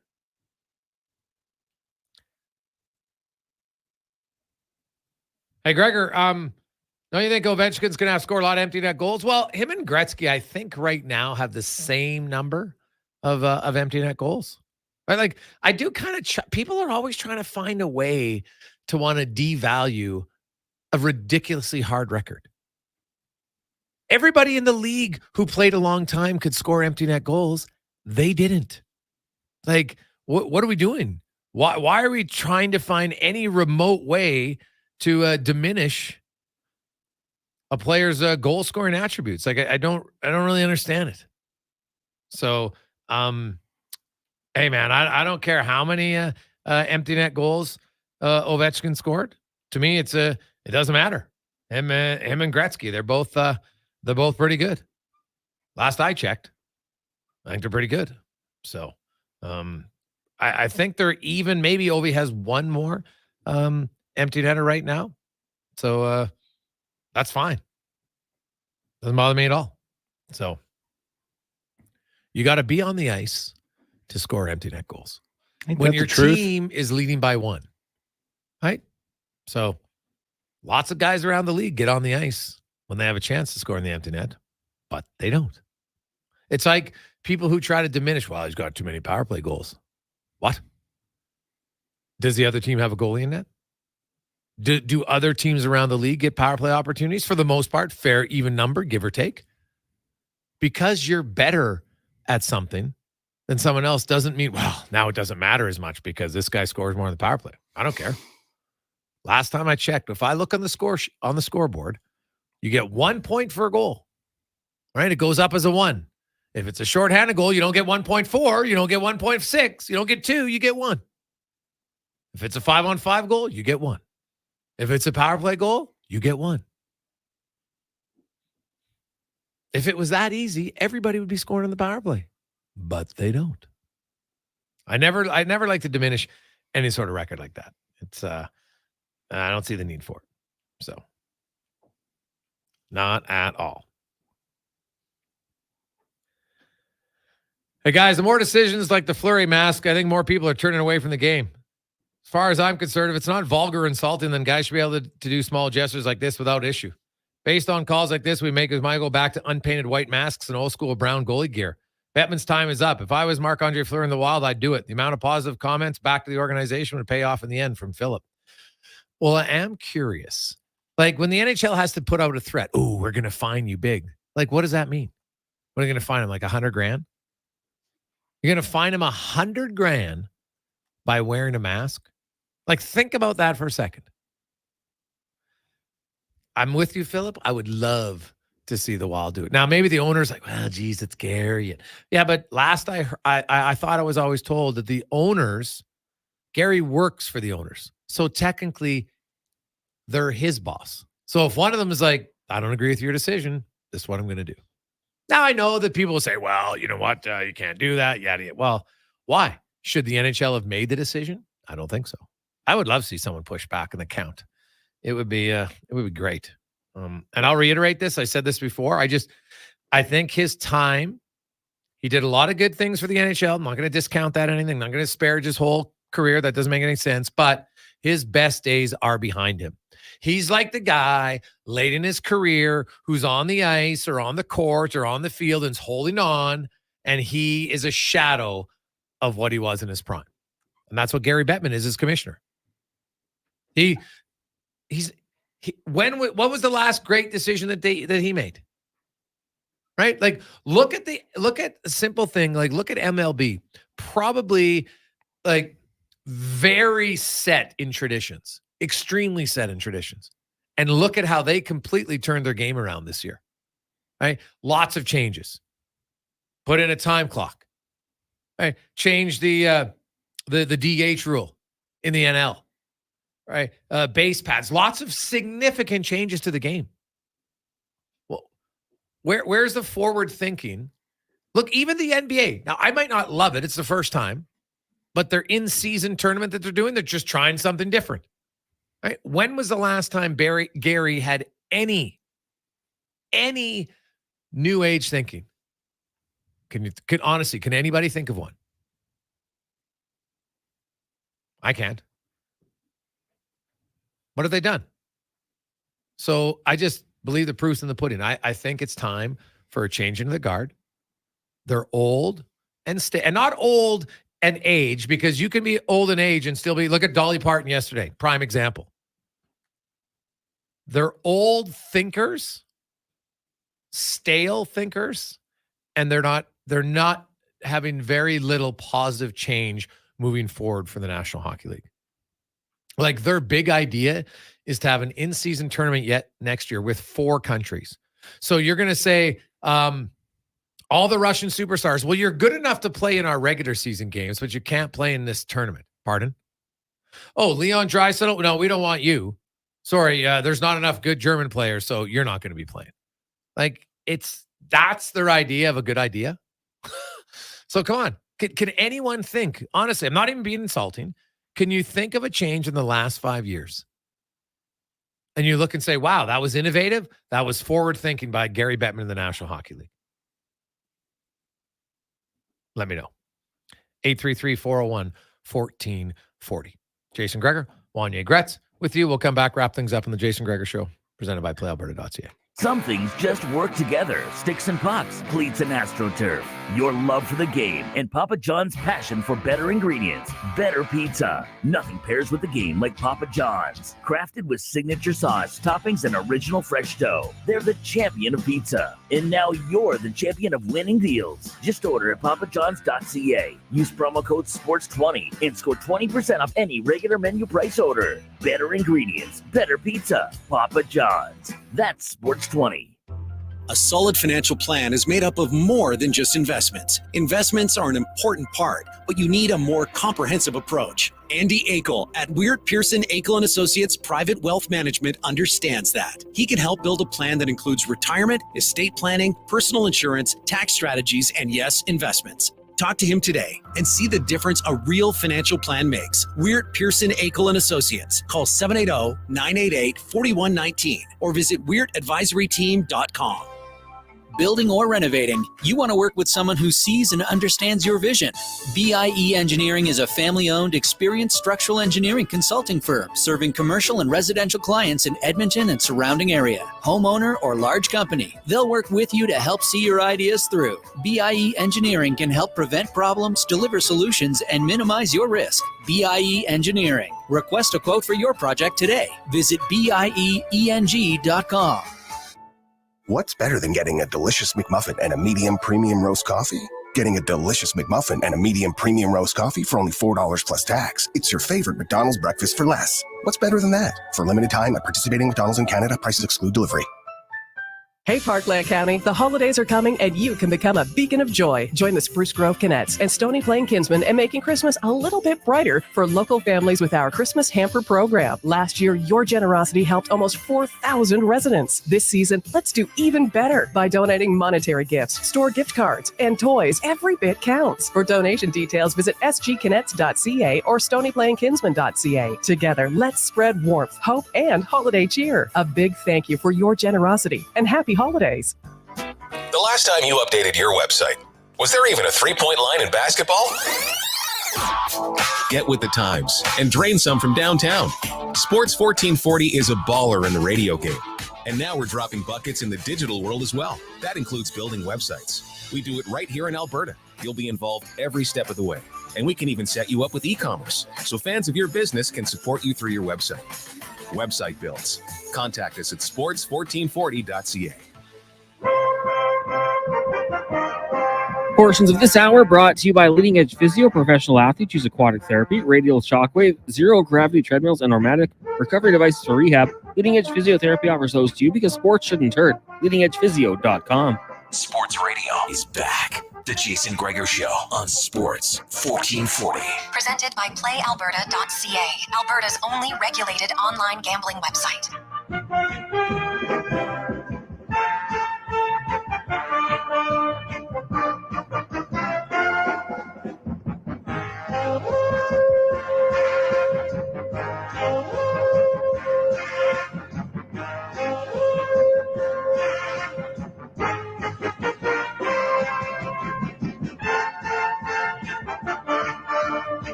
We return Positive Friday. Sports 1440. Oilers Nation YouTube. Thanks as always for listening in all week long. We really appreciate it. We'll be back on Monday. Oilers, will they be on a winning streak as they take on the Anaheim Ducks on Sunday night? Ducks losers to the Los Angeles Kings earlier today. If you missed it, Leon Draisaitl, 2 goals, including power play goals, first one in 16 games. Connor McDavid had a 4-assist game. Nugent Hopkins, goal and 2 helpers. Stuart Skinner, 25 save shutout, the third shutout of his young NHL career. Also, big shout out to Trev, because Trev works in the mall at Moxie's and decided on Positive Friday to drop us off a little few bags of food. Oh man, I'm not sure what my favorite was. I'm a big fan of the Brussels sprouts. I should say so. I know you're fit, but I've never seen a guy clap his hands when the Brussels sprouts show up. Oh man, those are so good. Oh, I love them. But also, as you noticed, as much as I had the Brussels sprouts, I also had the cheesecake dessert that they have. Oh, that was unreal. So a big shout out to Trev and everyone at Moxie's. Thanks for a nice Positive Friday surprise in studio. That was nice. Unexpected. So those are always the best ones. Just unexpected. Trev just sent us a text. Say, hey guys, do you mind if I bring over some grub? Of course. No, don't, Trev. Yeah. No. Yeah, exactly. No, never do that. Never do that. So we appreciate that. Hey guys, what about the Canadian division? That was a fun change from Robbie. Yeah, but that was also, they had no choice, right? Due to travel, that was the only way to make it work. So good for the NHL. They found a way to get some games in. Great. But, like the NBA and other leagues, but they had the challenges of couldn't really have cross border travel. Otherwise you'd be quarantining way too long, right? It wasn't going to work. So I'm not sure. Hey guys, I'd like to see something done by Bettman to spice things up, but what is it that can be done without setting the players, the fans' schedule? What would you propose, Doug? Well, again, forward thinking doesn't, to me, people naturally in a lot of walks of life are hesitant to change, right? We don't like change. We're well, geez, I'm comfortable. I like this is how it is, right? There's the one thing that irks me to no end, but we won't even bring up that. But when I look at differences, like I believe you could have made at the start of this season, it's clear that the 3-on-3 overtime has become stale because the coaches have ruined it by allowing the over and back, right? So why not be proactive and make the change last summer, right? Like, what'd you have to wait for? You've seen enough, right? Is any fan going to be like, well, I can't believe they're changing that. I really like the over and back. No, you're not. Now, that's not a major change, but it's a change. Right? You could look at and do like Major League Baseball, changing people have talked a lot about, could you look at a bevel post, right? They've seen that before. So there's a better chance that it would go bar and in, right? Small thing, but does that help? Right? Like there's things you can at least look at, but the NHL's like, oh, there was one major offside. Well, let's do offside review and eliminate goals. That's only a one-way elimination. And then they look at a few years later. Oh, they're like, well, that was a really dumb decision. So now they had to walk it back. And look about their decision earlier this year. Oh, no more pride tape. Someone's like, screw you, I'm wearing pride tape. And it was not even a star player. That's the great part about it, right? Travis Dermott, good for him. And, oh, well, geez, we overstepped our boundary.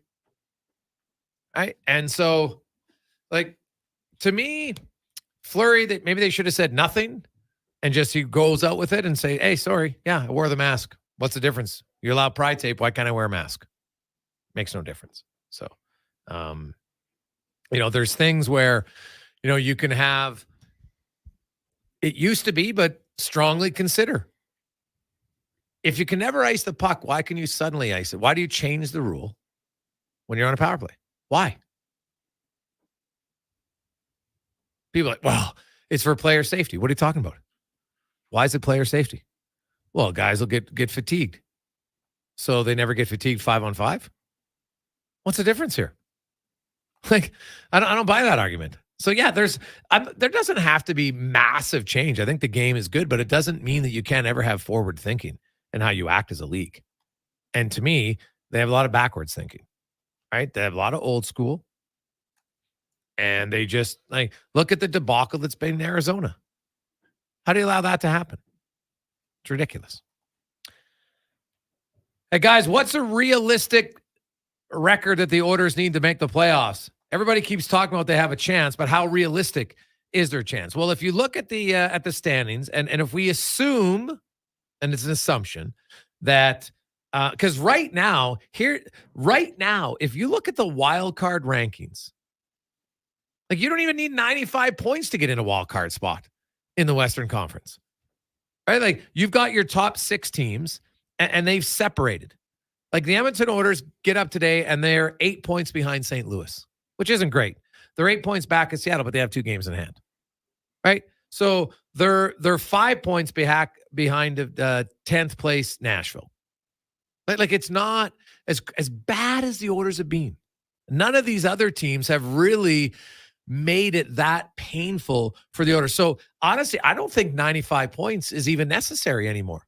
Because if you look at St. Louis, currently has the first wild card spot, and they have 21 points in 19 games. So do the math on what they're on pace for, right? Then you look at Seattle. Seattle's on pace for 82 points. They have 21 points, 21 games, and they're holding down the second wild card. Now, Nashville's 3 points behind them with 2 games in hand. But Nashville is not a team that looks like they're going to win both, right? So let's say they even win one. Well, suddenly they have 20 points in 21 games. Like right now, to be in the wild card spot, it's like an 82-point pace, which I don't think it's going to remain there. So let's just say low end, it's 91. So the Edmonton Oilers have 13 points. So they would need 78 more points, right? So let's say they get 35 wins, 8 overtime losses. That gets them their 75 points or 78 points, excuse me, right? They have 63 games left. So that's 43, right? So they would go 35, 20, and 8. It's on a crazy record, right? Like it's not like they have to go guns a-blazing, killing it to get to 91 points. What is the percentage chance they make the playoffs? It depends which one you go by, right? And that's why, because their projections are all, they don't include injuries, like when ineffective math and these other projections. They don't include injuries. They don't include guys like, is Leon Draisaitl, how often is he going to go 16 games without a power play goal? Right? Like, honestly. Hopefully never again. Like, can the Oilers honestly maintain an .873 save percentage all year? I guess it's possible, but is it plausible? Like, is it realistic? Probably not. So I would say the Oilers, when I look at Seattle, Nashville, all the teams in front of them, I would say Edmonton still is probably like a 65% chance of making the playoffs. Oh, thank goodness. Didn't Spectre say 3% last week? No. If you're that far back, and it all, like, the thing is, those are all the generalizations where you say, okay, in the history of the league, if you're this many points out of the playoffs on Thanksgiving, your chances are this, right? Okay, and it's 8 points, and so it was usually if you're 6 points out, teams don't make it. Well, there still are teams that do it. So there's always outliers, right? The St. Louis Blues would be the most obvious one. They went all the way and won the Stanley Cup in 2019, right? By the way, I'm not saying the Oilers are going to win the Cup because I don't really see the same defense score in Edmonton as they had in St. Louis. So let's just clarify that. But they probably have better forwards. Anyway, I honestly, as bad as they've been, they're not grossly out of it. Right? Like, what if they win 2 of their next 3, right? Then they're up to 17 points.